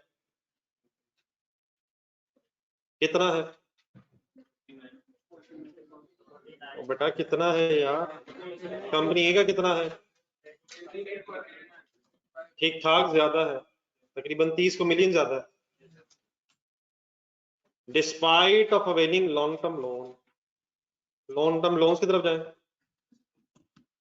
कंपनी बी के लॉन्ग टर्म लोन कितने हैं और कंपनी ए का। अब क्या रहा है, मसला क्या बना है, कंसंट्रेट कीजिएगा जरा। नहीं नहीं नहीं नहीं, कैश की तरफ वापस आए, कंपनी बी का कैश ज्यादा है। अब रिटर्न ऑन एसेट्स की रेशियो देखो जरा, रिटर्न ऑन एसेट्स में टोटल एसेट्स उठाए आप, ऐसे ही सर, तो एसेट्स में कैश ज्यादा है, देयरफॉर बेस में एसेट्स ज्यादा हो गए। किसकी बेस में एसेट ज्यादा हो गए, बी की। उससे फिर क्या हुआ, बेस बढ़ने से रिटर्न ऑन एसेट्स कम हो गए। अगली रेशियो देखें, रिटर्न ऑन कैपिटल एम्प्लॉयड में बेस में क्या क्या होता है? तो प्रॉफिट तो कंपनी बी का अच्छा था, लेकिन एसेट्स का टोटल और कैपिटल एम्प्लॉयड दोनों का टोटल बेस में ज्यादा होने की वजह से अल्टीमेटली ये रेशो खराब हो गई है। किसकी खराब हो गई है? प्रॉफिट ज्यादा हुआ है, लेकिन ज्यादा फर्क नहीं था प्रॉफिट्स में। बेस ज्यादा बढ़ी है, जिस बेस के बढ़ने से रिटर्न ऑन एसेट्स भी और रिटर्न ऑन कैपिटल एम्प्लॉयड दोनों कम हो गई। कंपनी ए का लोन ढूंढे, कंपनी ए का लोन कितना? उसका लोन था ही नहीं। अब एक दूसरी चीज जरा सोचें, यही डाटा देखें कंपनी का, उधर कैश इतना सारा पड़ा है, उधर लोन भी दिया हुआ है। तो बेहतर नहीं है कि इस कैश को जो एक्स्ट्रा पड़ा है इस्तेमाल करके लोन ही वापस कर दिए जाए? उससे क्या क्या एडवांटेज होगा? टोटल एसेट्स भी कम हो जाएंगे और कैपिटल एम्प्लॉयड भी बेस में कम हो जाएगा। तो क्या दोनों रेशियोज इंप्रूव की जा सकती हैं? अब रादर देन कि अपने पैसे भी पड़े और लोन भी लिया हुआ है, उधर से इंटरेस्ट भी इंकर हो रहा होगा। तो किस एंट्री की बात कर रहा हूँ? लोन डेबिट कैश क्रेडिट, क्या वापस ही कर दें? अगर इतने सारे पैसे पड़े हैं तो लोन वापस ही कर दें, उससे इंटरेस्ट भी सेव होगा, प्रॉफिटेबिलिटी भी बढ़ेगी। और दोनों रेशियोज कौन कौन सी? रिटर्न ऑन एसेट्स और रिटर्न कैपिटल एम्प्लॉयड, दोनों की बेस में कम फिगर होने की वजह से ये रेशियोज भी इंप्रूव कर दें। वापस आए, दोबारा पूरा पैराग्राफ पढ़ें। Company A's return on capital employed ratio and return on asset employed ratio are better than company B because company B has accumulated large balances of cash despite availing long-term loan. अगला sentence underline करना है, had the company B used this cash, अगर ये company B अपना cash use कर ले to pay off क्या? long-term loans, it would have both of these ratios better than company A. फिलहाल क्या मसला बना है इस क्वेश्चन में मेजर? क्या क्या बढ़ने से क्या हो गया है? एसेट्स बढ़ने से और कैपिटल एम्प्लॉयड बढ़ने से दोनों रेशियोज डिक्रीज हो गई हैं। अंडरस्टैंडेबल है सर? आगे बढ़ जाएं, लिक्विडिटी रेशियोज में आ जाएं। लिक्विडिटी रेशियोज का कंपैरिजन कर लें कंपनी ए और कंपनी बी की। करंट रेशियो में कंपनी बी बेहतर है और क्विक रेशियो में भी कंपनी बी बेहतर है। आइए जरा नीचे एक पैराग्राफ लिखा हुआ, company B has better current and quick ratio. However, it appears that these ratios are better than company A due to once again, दोबारा क्वेश्चन देखें, दोबारा और से देखें, due to high amount of trade debts in terms of percentage of sale as sales day. Debtor days ढूंढे, debtor days भी ढूंढे, question भी 7 पेज नंबर 194। डेटर डेज किधर है? डेटर डेज आपके रजिस्टर में sir, debtor days company B के debtor days कितने? डेटर डेज 73 और कंपनी ए के, अब क्वेश्चन का डाटा देखें, क्वेश्चन का डाटा देखें, डेटर्स की अमाउंट ठीक ठाक ज्यादा है। अब करंट एसेट्स बढ़े हुए हैं, ऐसे ही करंट रेशियो इंप्रूव हुई है, लेकिन वो किस वजह से इंप्रूव हुई है, अब इसका एनालिसिस हो रहा है। तो डेटर्स पे अगर गौर किया जाए, क्या डेटर्स के बढ़ने से करंट रेशियो बढ़ जाएगी? लेकिन डेटर्स का बढ़ना अगर इस वजह से है कि लोग टाइम पे पैसे नहीं दे रहे, या इस वजह से है कि बैड डेट्स हो गए बीच में, तो फिर ये भी पॉजिटिव साइन नहीं है। डेटर डेज का आंसर देखें ना दोबारा, कौन सी कंपनी अपनी कलेक्शन लेट कर रही है? बी है, तो पैसे लेट ले रही है, करंट एसेट्स बढ़ जाएंगे और करंट रेशियो तो इंप्रूव हो जाएगी, लेकिन डेटर्स डेज बढ़ना तो पॉजिटिव साइन नहीं है, पैसे आपको लेट मिल रहे हैं, जिसकी वजह से फिर आपको अपने खर्चों के लिए पैसे अरेंज करना के लिए लोन्स की तरफ जाना पड़ेगा। ठीक है, दोबारा सेंटेंस शुरू करें, company B has better quick and current ratio, however it appears that these ratios are better than company A due to substantially high amount of trade debts in terms of percentage of sales as sales days, वो debtor days की बात कर रहे हैं। It also represents a risk, इसको underline करना है, that these debtor days may prove irrecoverable। ये क्या कह रहा है? जितने देर लेट होते जाएंगे, जितने रिसीवर्स पुराने होते जाएंगे, उनका फिर एक और कौन सा खदशा होता जाएगा कि कहीं ये मिले ही ना, बैड डेट्स ना हो जाए। बैड डेट्स अगर हो गए तो फिर एंट्री बोले बैड डेट्स की, डेटर्स भी कम होंगे, एसेट्स भी कम होंगे, एक्सपेंसेस बढ़ जाएंगे, प्रॉफिट भी कम हो जाएगा। ठीक है, जो पैसे आने थे वो जाया ना हो जाए। मोर ओवर एक वजह ये भी हो सकती है, they may be indicative of inefficient debt collection as well। ये क्या इनएफिशिएंट डेट कलेक्शन? हम लोगों से टाइम पे पैसे, या तो ये वजह है कि हमें ये पैसे मिलने ही नहीं है, और या ये भी वजह हो सकती है कि हम कलेक्शन टाइम पे नहीं कर सकते। ठीक है, तो दोबारा जरा कंक्लूड कर लें। करंट रेशियो इंप्रूव तो हुई है, लेकिन वो किस वजह से इंप्रूव हुई लग रही है? वैसे भी अगर और देखें ना तो दो वजूहत है वैसे, एक तो डेटर्स भी है, दूसरा कैश भी है। क्या कैश भी ज्यादा पड़ा होना अच्छी चीज है?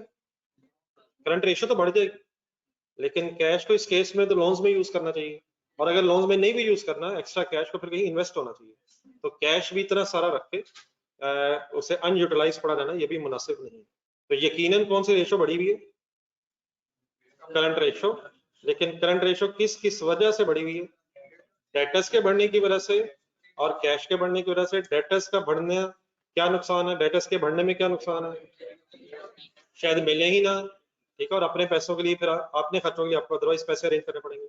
और कैश का बहुत ज्यादा बढ़ जाना भी बहुत कोई अच्छी चीज नहीं है। उस कैश को भी इन्वेस्ट होना चाहिए, या कम से कम उससे अपनी लाइबिलिटीज ही सेटल करके इंटरेस्ट एक्सपेंस सेव कर लेना चाहिए।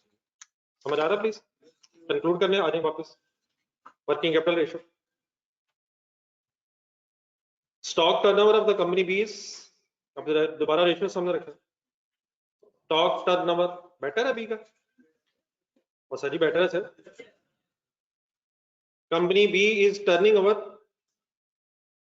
its stock 9 times, whereas company A is doing its 6 times a year. अब ये अब वर्किंग नहीं हुई थी, एक वर्किंग करें जरा कैलकुलेटर पकड़ो। स्टॉक टर्नओवर का फॉर्मूला पता है किसी को? बताएं। पेज नंबर 194 पे जाएं, पेज नंबर 194 पे जाएं, वर्किंग करवाएं stock turnover. Cost of sale बताएं कंपनी ए की। Cost of sale 135160 divided by क्या होता है? डिवाइड बाय क्या होता है? एवरेज का इशू है, सवाल दे के फाइनल करें। एवरेज क्यों नहीं करेंगे? ए की तो हो सकती है, बी की नहीं हो सकेगी। नहीं बेटा ये बात नहीं है, ए की तो हो जाएगी, बी की नहीं हो सकेगी। ए की तो हो जाएगी ना यार, बी का डाटा लेके ना ए की हो जाएगी ना बी की होगी, तो देयरफॉर कैसे वर्किंग करें? डिवाइड बाय फिगर बोला 21700 एंड मल्टीप्लाइड बाय 100 है। बेटा बताएंगे तो पता चलेगा, आपने देखे लिख भी लिए, इंटू 100 हो भी गया। आंसर बताइए। 6.23 टाइम्स। कंपनी बी की वर्किंग करवा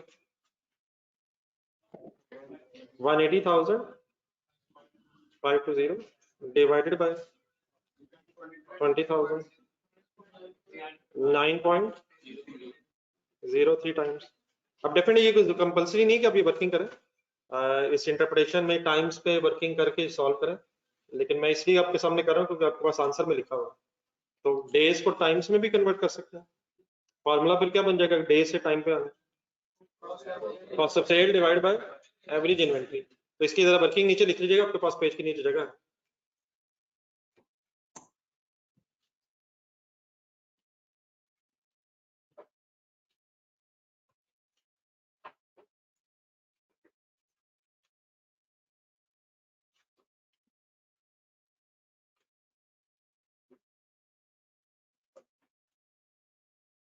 इसके साथ एक एरो बना लें नीचे।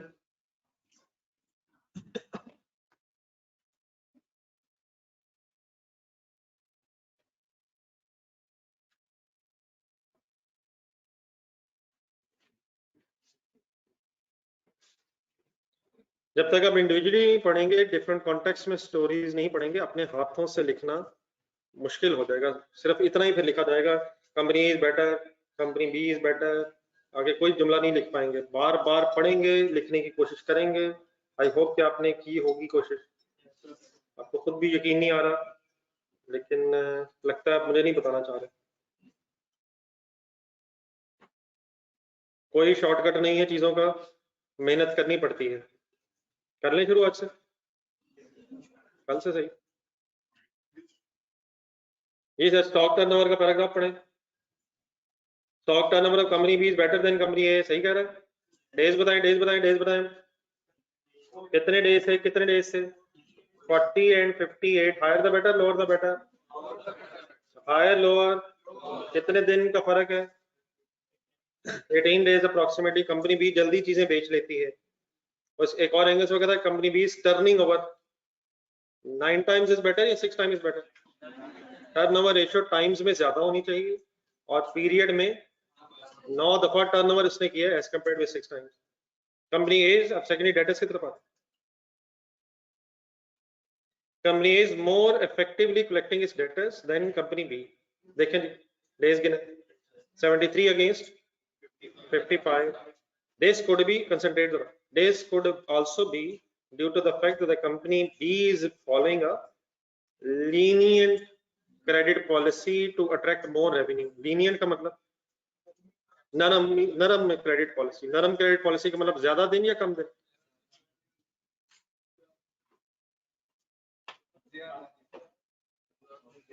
ज्यादा दिन दे रही होगी या कम दिन दे रही होगी? डेटर्स को ज्यादा दिन दे रही होगी, आराम से दे दीजिएगा। उसकी एक और कहता है this fact is also supported from the higher stock turnover ratio of the company B. Company B वैसे जल्दी चीजें बेच लेती है, जल्दी चीजें बेच लेती है। कितने दिनों बाद बेच लेती है? 40 डेज में। लेकिन पैसे जल्दी नहीं ले पा रही।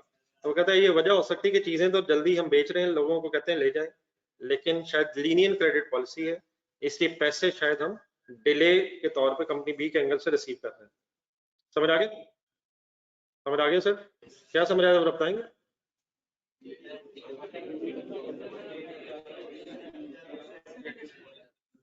वही समझ आ गया? नहीं, इंडिविजुअली समझ आ गया तो पढ़ के। Company A has avail better credit facility from creditors. Creditor days बताएंगे 91 96 किसके better credit facility? But it may have forgone some. इसका क्या मीनिंग होगा?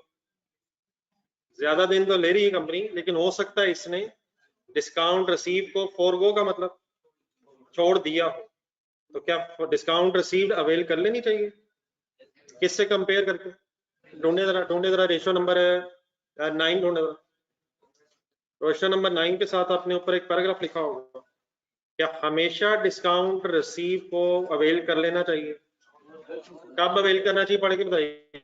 Page number, page number, page number, page number, page number 164 के start में शायद कोई paragraph लिखा हो। डिस्काउंट रिसीव करनी है या नहीं, ये डिसीजन कैसे होना चाहिए? किससे क्या कंपेयर करके?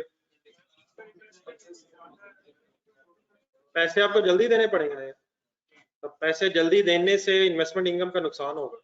तो इन्वेस्टमेंट इनकम का नुकसान और डिस्काउंट रिसीव की अमाउंट को आपस में देखें और फैसला कैसे करें। अगर क्या ज्यादा है तो क्या करें, और अगर क्या ज्यादा तो क्या करें। अगर इन्वेस्टमेंट इनकम ज्यादा तो अकॉर्डिंगली डिस्काउंट रिसीव को छोड़ दें, और अगर डिस्काउंट रिसीव की अमाउंट ज्यादा है तो इन्वेस्टमेंट इनकम को छोड़ दें, जहां ज्यादा फायदा उस तरफ जाए। आज वापस last paragraph. Overall cash operating cycle of company A is better than company B. ढूंढने जरा 17 days 22 days, higher the better, lower the better. Furthermore, company B has accumulated large balance of cash despite the fact it also availed long term loan. ये तो पहले बात होगी। Excess cash balance should be paid to pay off the long term loans to reduce the, इसको underline कर रहे, extra cash को किस लिए इस्तेमाल करके किसको कम करना? एक्स्ट्रा कैश को लोन में की वापसी में यूज करें और अपने इंटरेस्ट को कम करके क्या कर रहे हैं? प्रॉफिटेबिलिटी बढ़ा, फाइनेंस कॉस्ट को कम करके प्रॉफिटेबिलिटी बढ़ा। ठीक है सर? दोबारा इसको होमवर्क रखें, आज फिर इसे पढ़ना है और अपने हाथों से दोबारा लिखने की कोशिश करनी है। किसी ने ट्राई की थी वैसे? अच्छी किया, अच्छा किया बेटा, लेकिन आज जरा दोबारा एक अच्छी सी एफर्ट। एक काम जरा मेरे साथ आज और करें भी रिमेनिंग टाइम में। अल्लाह करे आप इन चीजों को सीरियस ले रहे हो। ये लिखना इजी नहीं है जब तक आप प्रैक्टिस नहीं करेंगे। रेशियोज अब मैं अज्यूम कर रहा हूँ कि आपको कुछ ना कुछ याद हो गई है, लेकिन लिखने की प्रैक्टिस अभी मुसलसल जारी रहनी चाहिए। एक पेज ढूंढे जरा, पेज नंबर 172। जिस तरह की कल एक डिस्कशन हुई थी ये एपी वैक में, छोटा सा एक क्वेश्चन और करें इस बार। पेज नंबर 172 क्वेश्चन नंबर 1 ढूंढे।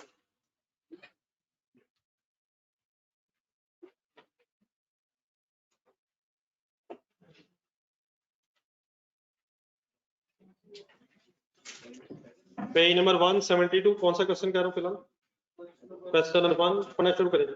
Indicate the effect of the following transactions on working capital. Underline करें वर्किंग कैपिटल। वर्किंग कैपिटल का फॉर्मूला बताएं।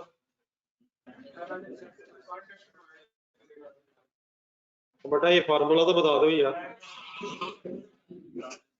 Current assets minus by indicating, आगे no effect with justification, increase with justification, decrease with justification. हर transaction जो नीचे लिखी है 12, इसके अगेंस्ट आपने ये बताना है कि वर्किंग कैपिटल पे कोई चेंज आएगा, इंक्रीज आएगा या डिक्रीज आएगा, और साथ जस्टिफिकेशंस देनी है कि आपकी इस बात में, आपके इंक्रीज डिक्रीज या नो इफेक्ट में आखिर क्या रीजन छुपी हुई है। तरीका यही होगा, वर्किंग कैपिटल का फॉर्मूला से मिलाएं। अगर किसी ट्रांजैक्शन का करंट एसेट्स या करंट लायबिलिटीज पे इंपैक्ट आएगा तो क्या अकॉर्डिंगली वर्किंग कैपिटल चेंज हो जाएगा, और अगर नहीं इंपैक्ट आएगा तो उसमें चेंज नहीं आएगा। तो फॉर्मूला का ध्यान रखें। What is the formula? Current assets minus current liabilities. पढ़ेगी transaction number 1, purchase of raw material 50,000।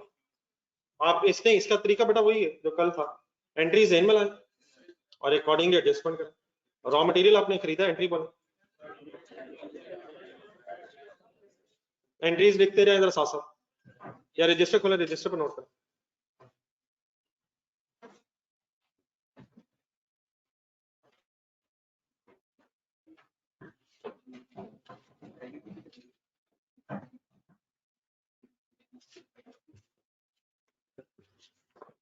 ये रॉ मटेरियल खरीद रहे हैं, एंट्री बताएं। कैश डेबिट, परचेजेस या स्टॉक डेबिट कह सकता हूं, कैश या पेएबल क्रेडिट। क्वेश्चन में अब लिखा नहीं हुआ, हो सकता है कैश परचेज हो सकता है क्रेडिट परचेज हो। क्या परचेज करने से स्टॉक बढ़ जाए? सर जी बढ़ जाएगा सर, ओपनिंग स्टॉक में प्लस हो जाएगा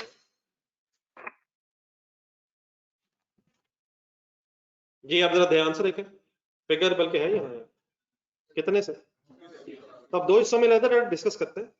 हो सकता है कैश परचेज हो सकता है क्रेडिट परचेज हो। वैसे अगर इन्फॉर्मेशन नहीं है तो आप बताएंगे कौन सी परचेज होगी? नहीं बेटा, बाय डिफॉल्ट परचेजेस और सेल्स क्रेडिट पे होंगी। मैं बहरहाल दोनों एंगल से बात करता हूँ, लेकिन अगर इन्फॉर्मेशन ना हो तो काइंडली प्लीज हमेशा क्रेडिट परचेज और हमेशा क्रेडिट सेल अज्यूम करनी है। अब जरा एक हिस्से का पहले इस तरह कर लें, परचेजेस के अगेंस्ट सपोज कैश गया, लेट्स से हम कैश क्रेडिट। अब परचेज करने से करंट एसेट्स पे फर्क पड़ेगा? और सर जी पड़ेगा सर, क्या होगा? परचेज करने से करंट एसेट्स में स्टॉक बढ़ जाएगा, और अगर कैश गया तो उतने से कम भी हो जाएगा। तो वर्किंग कैपिटल पे क्या इफेक्ट होगा? प्लीज अच्छी एफर्ट हो सकती है आज यार। स्टॉक बढ़ने से करंट एसेट्स बढ़ेंगे, और कैश अगर कम हो जाएगा तो करंट एसेट्स ही कम हो जाएंगे। It means current assets same रहेंगे, नेट सेम हो जाएंगे, करंट लायबिलिटीज पे इंपैक्ट नहीं होगा अगर कैश परचेज है। अब अगर ये क्रेडिट परचेज है देन क्या होगा? स्टॉक बढ़ने से करंट एसेट्स बढ़ जाएंगे, और करंट लायबिलिटीज भी 50,000 से बढ़ जाएंगे। करंट एसेट्स में भी इजाफा होगा, करंट लायबिलिटीज में भी इजाफा होगा, लेकिन नेट शायद वर्किंग कैपिटल सेम रहेगा। वर्किंग कैपिटल किसे कहते हैं? करंट एसेट्स को या करंट लायबिलिटीज को? डिफरेंस को कहते हैं, डिफरेंस को। Let's assume 5 lakh current assets थे और 4 लाख रुपया करंट लायबिलिटीज है। डिफरेंस ऑफ 1 लाख फिर वर्किंग कैपिटल है। वर्किंग कैपिटल डिफरेंस को कहते हैं, विच इज 1 लाख रुपीज। तो अगर फॉर एग्जांपल 50,000 की परचेज है तो 5 लाख 50,000 हो जाएगा, और 4 लाख की जो लायबिलिटीज है वो 4,50,000 हो जाएंगी। यकीनन करंट एसेट्स भी बढ़ेंगे, करंट लायबिलिटीज भी बढ़ेंगी, लेकिन क्योंकि सेम अमाउंट से बढ़ेंगी तो finally difference of 1 lakh same रहेगा। इन अदर वर्ड्स, चाहे ये कैश परचेज है चाहे क्रेडिट परचेज है, ultimately no effect on working capital. Working capital किसे कहते हैं? करंट एसेट्स को या करंट लायबिलिटीज को? डिफरेंस को कहते हैं। एक छोटा सेंटेंस लिखें, साथ साथ सेंटेंसेस भी लिखने हैं, जस्टिफिकेशन लिखनी है।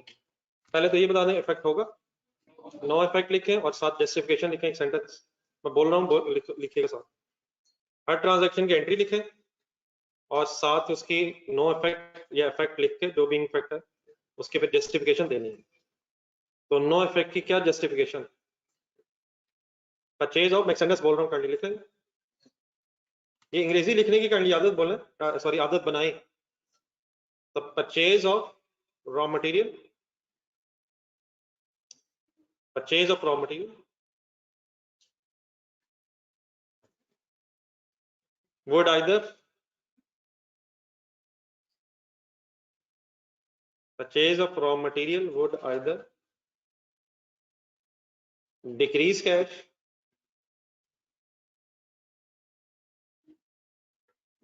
और नहीं, मैं दोनों एंगल से बात कर रहा हूँ, फिर डेफिनेटली आप अपना सेंटेंस बना लीजिएगा।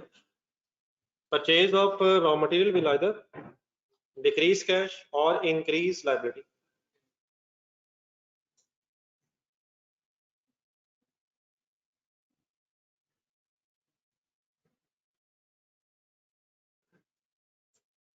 ठीक है, या क्या होगा, या क्या होगा, या कैश कम हो जाएगा या लायबिलिटी बढ़ जाएगी, full stop. On the other hand, on the other hand, stock will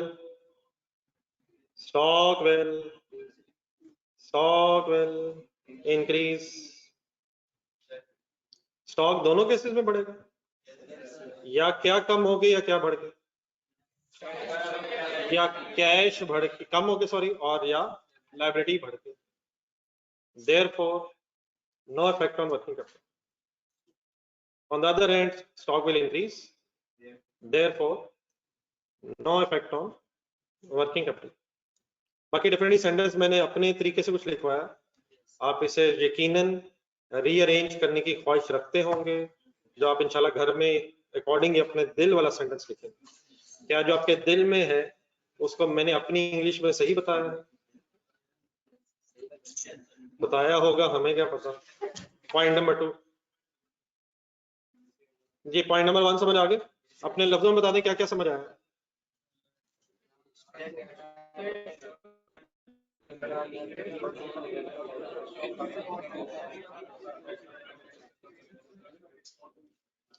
ji sir, point number 2, sale of finish goods of rupees 65,400, cash sale, credit sale, information ही क्रेडिट सेल, एंट्री बताएं। Debtor debit sale credit, obvious अगर cash sale है तो cash debit sale credit. लेकिन साथ ही कल भी बात हुई थी, साथ ही कॉस्ट ऑफ सेल की स्टोरी भी जहन में आनी चाहिए। ट्राई करें entry, cost of sale debit inventory credit, किस दिन क्या भी याद आना चाहिए, सेल वाले दिन कॉस्ट ऑफ सेल भी याद आना चाहिए। अब जरा फिगर्स में है, 65,400 क्या लग रहा है? Sale price, cost price, sale of finish goods of rupees 65,400। अब कॉस्ट प्राइस की इंफॉर्मेशन नहीं है, कॉस्ट प्राइस की इंफॉर्मेशन नहीं है। देयरफॉर 3 पॉसिबिलिटीज हो सकती हैं, ध्यान से सुनिएगा। नंबर 1, सेल प्राइस ज्यादा हो, किससे? जो नॉर्मल है, बराबर भी हो सकती है, उससे क्या होगा? No profit no loss. लेकिन कम भी हो सकती है अगर फॉर एग्जांपल लॉस हुआ। तो तीनों एंगल से बात कर लेते हैं।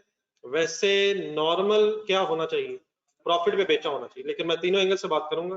तो आप एंट्री कम से कम एक बार लिख लें, कौन सी लिख सकते हैं हम यहाँ से? फिगर के साथ डेटर डेबिट सेल क्रेडिट वाली, sale of goods of rupees, और कॉस्ट ऑफ सेल वाली एंट्री भी लिख लें, लेकिन उसकी अमाउंट हमें नहीं पता। लेकिन जहन में रहना चाहिए क्या चीजें बेचने से स्टॉक भी कम हुआ होगा। और सर जी स्टॉक भी कम हो गया होगा सर, स्टॉक लेकिन कितने से कम हुआ होगा, सेल प्राइस से या कॉस्ट प्राइस से?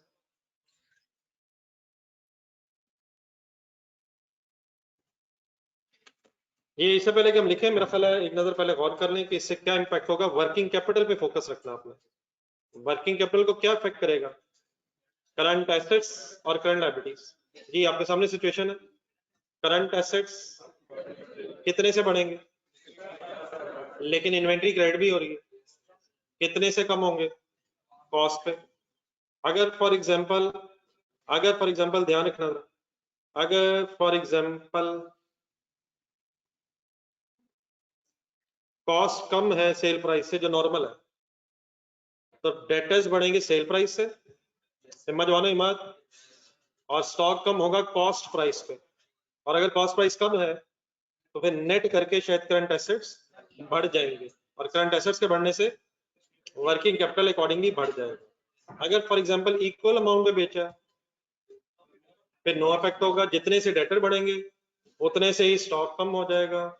लेकिन अगर किसी वजह से लॉस में बेचना पड़ा तो फिर वर्किंग कैपिटल डिक्रीज भी हो सकता है। डेटर्स बढ़े 65,400 से, लेकिन अगर कॉस्ट ज्यादा थी किसी वजह से लॉस हो रहा है तो फिर वर्किंग कैपिटल रिड्यूस भी हो सकता है। आइए इसका इंग्लिश में एक सेंटेंस लिखते हैं, शुरू करवाएंगे, मैं करवाता हूँ। Increase in debtors, increase in debtors by sale price, increase in debtors by sale price, and decrease in inventory, and decrease in inventory by cost price। ये क्लियर है सेंटेंस यहाँ तक? may have three possible effects: decrease in inventory by cost price may have three possible impacts। ये may have क्यों लिखना पड़ा हमें? हो सकता है क्योंकि हमारे पास कॉस्ट की इंफॉर्मेशन नहीं। तो इसका नंबर वन एक्सप्लेन कर दो। Number one, if sale is at profit, if sale is at profit, अब ये may have के बाद नेक्स्ट लाइन में चले जाए, 1 2 3 करके 3 सेंटेंसेस बना लें। if sale is at profit, if sale is at profit, impact आप बताएं। if sale is at profit, then working capital will increase। कैसे? मैं डेफिनेटली प्रॉफिट की वजह से वर्किंग कैपिटल की बात नहीं कर रहा। अगर प्रॉफिट होगा तो सेल प्राइस ज्यादा होगी जिससे डेटर्स ज्यादा से बढ़ेंगे, कॉस्ट प्राइस कम होगी जिससे फिर अल्टीमेटली करंट एसेट्स बढ़ के वर्किंग कैपिटल बढ़ जाए। तो शॉर्ट वर्ड्स हो गए हैं लेकिन अंडरस्टैंड कर पा रहे हैं आप? क्या सेंटेंस शुरू किया हमने? If sale is at profit then working capital will increase. Why भाईजान, वाई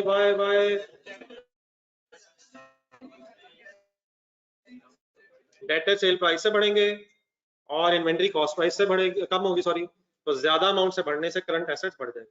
सेकंड सेंटेंस बनाएं, if sale is at cost, if sale is at cost then no change in working capital. If sale is at cost then no change in working capital। why जितने से debtor बढ़ेंगे उतने से ही inventory भी कम हो जाएगी। Third sentence concluding, if sale is at loss, loss कब होता है? जब सेल प्राइस कम होगी कॉस्ट ज्यादा होगी। If sale is at loss then my dear working capital will decrease। why decrease? if sale is at loss then working capital will decrease। ठीक हो गया? तो what is the way of thinking यार? अगर इस तरह का भी सोचना पड़ जाए, मेरी सजेशन यही कि एंट्री जेन में लाए और एंट्री के फिर इंपैक्ट सोचें कहां कहां जाएंगे। चलें आगे। नंबर 3, अब यहाँ से इजी है, एंट्री सिर्फ मुझे बता दीजिएगा, हम इफेक्ट सोच लेते हैं, इंग्लिश आप इंशाल्लाह घर से लिखेंगे जी। नंबर 3 एंट्री बताएं। Depreciation debit, accumulated depreciation credit होने से वर्किंग कैपिटल पे इफेक्ट आएगा या डेप्रिसिएशन से करंट एसेट्स कम हो जाएंगे? एक्यूमुलेटेड डेप्रिसिएशन से कम हो जाएंगे। एक्यूमुलेटेड डेप्रिसिएशन से कौन से एसेट्स कम होंगे? तो डेप्रिसिएशन डेबिट होने से और एक्यूमुलेटेड डेप्रिसिएशन क्रेडिट होने से no effect on working capital. लिख लेंगे घर जाके? नहीं, ये घर से लिखना है, अब यहाँ सिर्फ सोचना। एंट्रीज मुझे बता के उठनी बस। नंबर 4 ऑपरेटिंग एक्सपेंसेस पेड की एंट्री बताएं। Operating expenses debit cash credit, तेजी से बता दें। Working capital will why cash के कम होने से वर्किंग कैपिटल कम हो जाएगा। समझ आ रहा है क्या हो रहा है। Number 5 purchase equipment of 120 on account underline credit. ये ऑन अकाउंट का मतलब होता है ऑन क्रेडिट। ऑन क्रेडिट ये लिखें प्लीज। ऑन अकाउंट अगर कभी वर्ड आ जाए तो सिंपली इसका मतलब ऑन क्रेडिट। ऑन क्रेडिट जी एंट्री बताएं। एंट्री बताएं प्लीज बताएं यार। Equipment debit payable credit. Equipment debit payable credit मान लें 20,000 ये वर्किंग कैपिटल।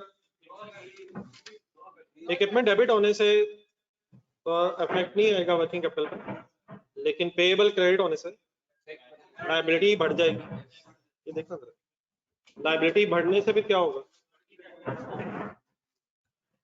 एक सेकंड, वर्किंग कैपिटल पे क्या इफेक्ट आएगा सोचो ना इंडिविजुअली।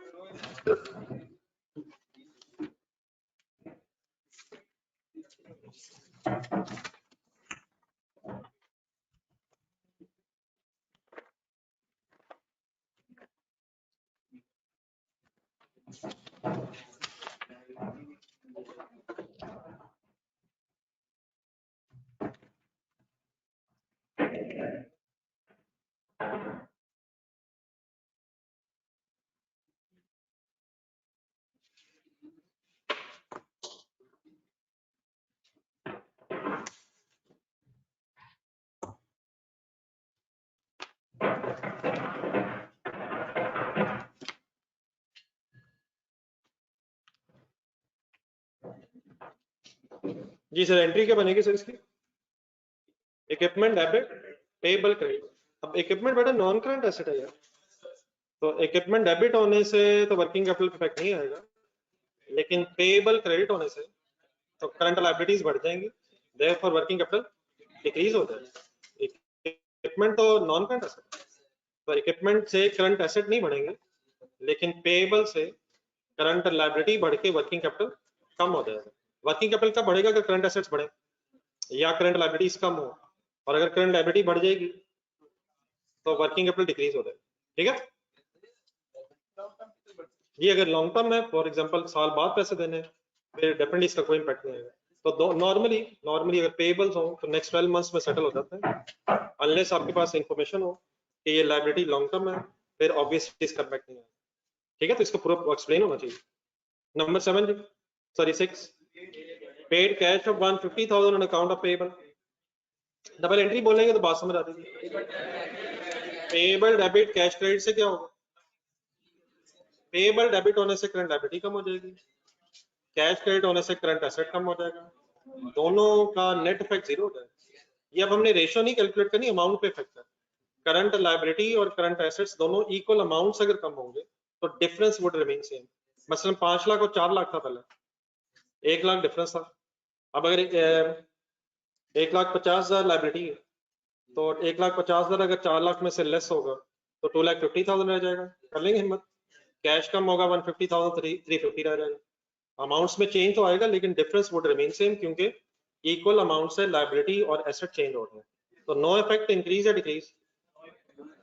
इस वक्त प्रॉब्लम ये है कि आपका जहन जो है तकरीबन उठ चुका है, तो हालांकि आपको बैठा अगर होगा तो सब कुछ हो जाएगा। जहनी तौर पे आप उठे हुए हैं, आराम से अगर बैठे होंगे जहनी तौर पे, फिजिकली तो बड़ी देर से बैठे हुए थे, जहनी तौर पे उठे हुए हैं आप, तो काइंडली प्लीज जरा बैठ जाए, टाइम है अभी। पॉइंट नंबर 8 7 से 7 की एंट्री बताएं। रिसीव कैश डेबिट होगा, रिसीवेबल क्रेडिट होगा, फाइनल करें। करंट एसेट्स में प्लस माइनस हो जाएगा, ultimately no effect on working capital. Declared and paid a cash dividend of 40,000 की एंट्री लिखा हुआ है। देख पाए इधर एंट्री, डिविडेंड डिक्लेयर भी हुआ है, पे भी हुआ है, तो यकीनन 2 एंट्रीज हो सकती हैं, लेकिन अगर ठंडे दिल से सोचा जाए तो डबल एंट्रीज बताएं जरा। डिविडेंड डेबिट पेएबल क्रेडिट और फिर पेएबल डेबिट कैश क्रेडिट, शायद नेट इफेक्ट ये रह जाएगा डिविडेंड डेबिट और कैश क्रेडिट। क्या हो गया है, डिविडेंड डेबिट और पे डिक्लेयर होके पे भी हो गया, तो पेएबल फिर खत्म हो गया, तो दोनों भी लिख सकते हैं पेएबल डेबिट, लेकिन पेएबल क्रेडिट होके आपस में जीरो हो जाएगा, डिक्लेयर होके पे हो गया, तो नेट मैंने एक नेट एंट्री लिख दी है। क्या क्या खत्म हो जाएगा क्या होने से, पेएबल खत्म हो जाएगा पेमेंट हो जाने से, ये समझ आ जाएगा प्लीज। डिक्लेयर होके पे भी हुआ है। अब इस एंट्री के अंदर इफेक्ट्स बता दें कहाँ जाएंगे। डिविडेंड डेबिट होने से रिटेन्ड अर्निंग्स कम होंगी, जज्बाती हो जाते हैं आप लोग। डिविडेंड डेबिट होने से पूरा देखें, रिटेन्ड अर्निंग्स कम होने से करंट एसेट्स पे कोई लायबिलिटी से फर्क नहीं है, लेकिन कैश क्रेडिट होने से तो वर्किंग कैपिटल विल इंक्रीज या decrease. Number 9 issue of shares की एंट्री बताएं। Cash debit share capital credit, हिम्मत करें। कैश बढ़ने से करंट एसेट्स बढ़ के वर्किंग कैपिटल बढ़ जाएगा, और शेयर कैपिटल क्रेडिट होने से वर्किंग कैपिटल पे कोई इफेक्ट नहीं आएगा, इक्विटी में इंक्रीज आएगा। इंक्रीज या decrease, why increase working capital, cash बढ़ जाएगा। नेक्स्ट सही कीजिएगा number 10 borrowed to lend on short term loan, cash debit loan credit short term loan है, करंट एसेट्स भी बढ़ेंगे करंट लायबिलिटीज भी बढ़ेंगी, नेट इफेक्ट जीरो हो जाएगा। ओके सर, डिविडेंड डिक्लेयर्ड की सिर्फ एंट्री बताएं।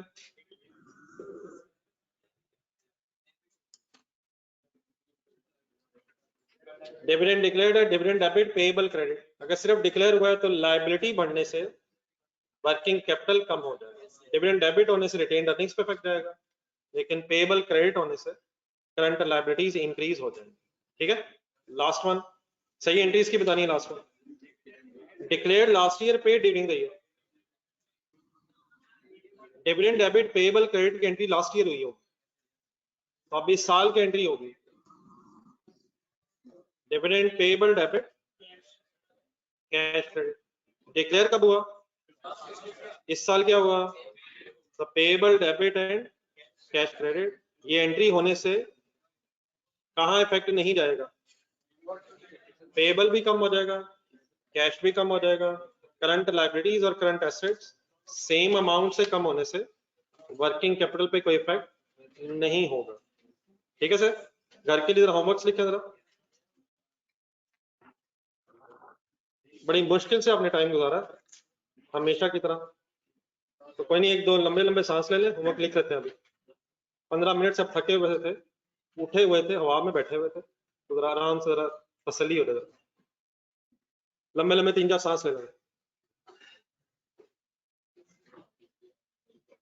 पहले इधर ठंड है जरा, कोई नहीं और हो जाएगा। ये सभी होमवर्क है पेज नंबर 182 पे। एक तो एपी बैग काइंडली रिवाइज होना चाहिए, हाफ आवर, कम से कम हाफ आवर इसे दें। ठीक है, नंबर 2 ये जो अभी क्वेश्चन कर रहे थे पेज नंबर 172, इसको जरा कंप्लीट करें लिख के, जरा इसको लिख के काइंडली कंप्लीट करें, जस्टिफिकेशंस लिखने की कोशिश करें। ठीक है, और लास्ट वन एक एसके की आज, अब मेरा ख्याल उसकी जरा एक अच्छी एफर्ट खुद से भी होनी चाहिए, कब तक सच ये जो कमेंट्स हैं हम देख देख के पढ़ते जाएं या लिखते जाएं। तो पेज नंबर 207 पे एसके का जो बी पार्ट है, रेशियोज कैलकुलेट होगी एसके में, पेज नंबर 207, पेज नंबर 207 इसका बी पार्ट ट्राई करें। कौन कौन से होमवर्क्स हो गए, हैप्पी बैग रिवाइज करना है, 172 कंप्लीट करना है, ये दो बातें तो होगी नहीं, नया काम सिर्फ शायद क्या है पेज नंबर 207 एसके का बी पार्ट, इंशाल्लाह कल कंक्लूड करने की कोशिश करेंगे इसे मैक्सिमम, तो यहाँ तक अब आपका कंप्लीट होना चाहिए। ठीक है, पेज नंबर बता दें दोबारा, 172 182, दोबारा बता दें पेज नंबर 172 182 एंड 207। अल्लाह। अच्छा, एक क्वेश्चन आपके साथ मुसलसल चल रहा है, तो सफा ना कम से कम घुमा दीजिएगा, बाकी तो मुझे पता उसका क्या होना, सफा ना घुमा दीजिएगा। अल्लाह हाफिज़। ये ठीक है बेटा, ऑनलाइन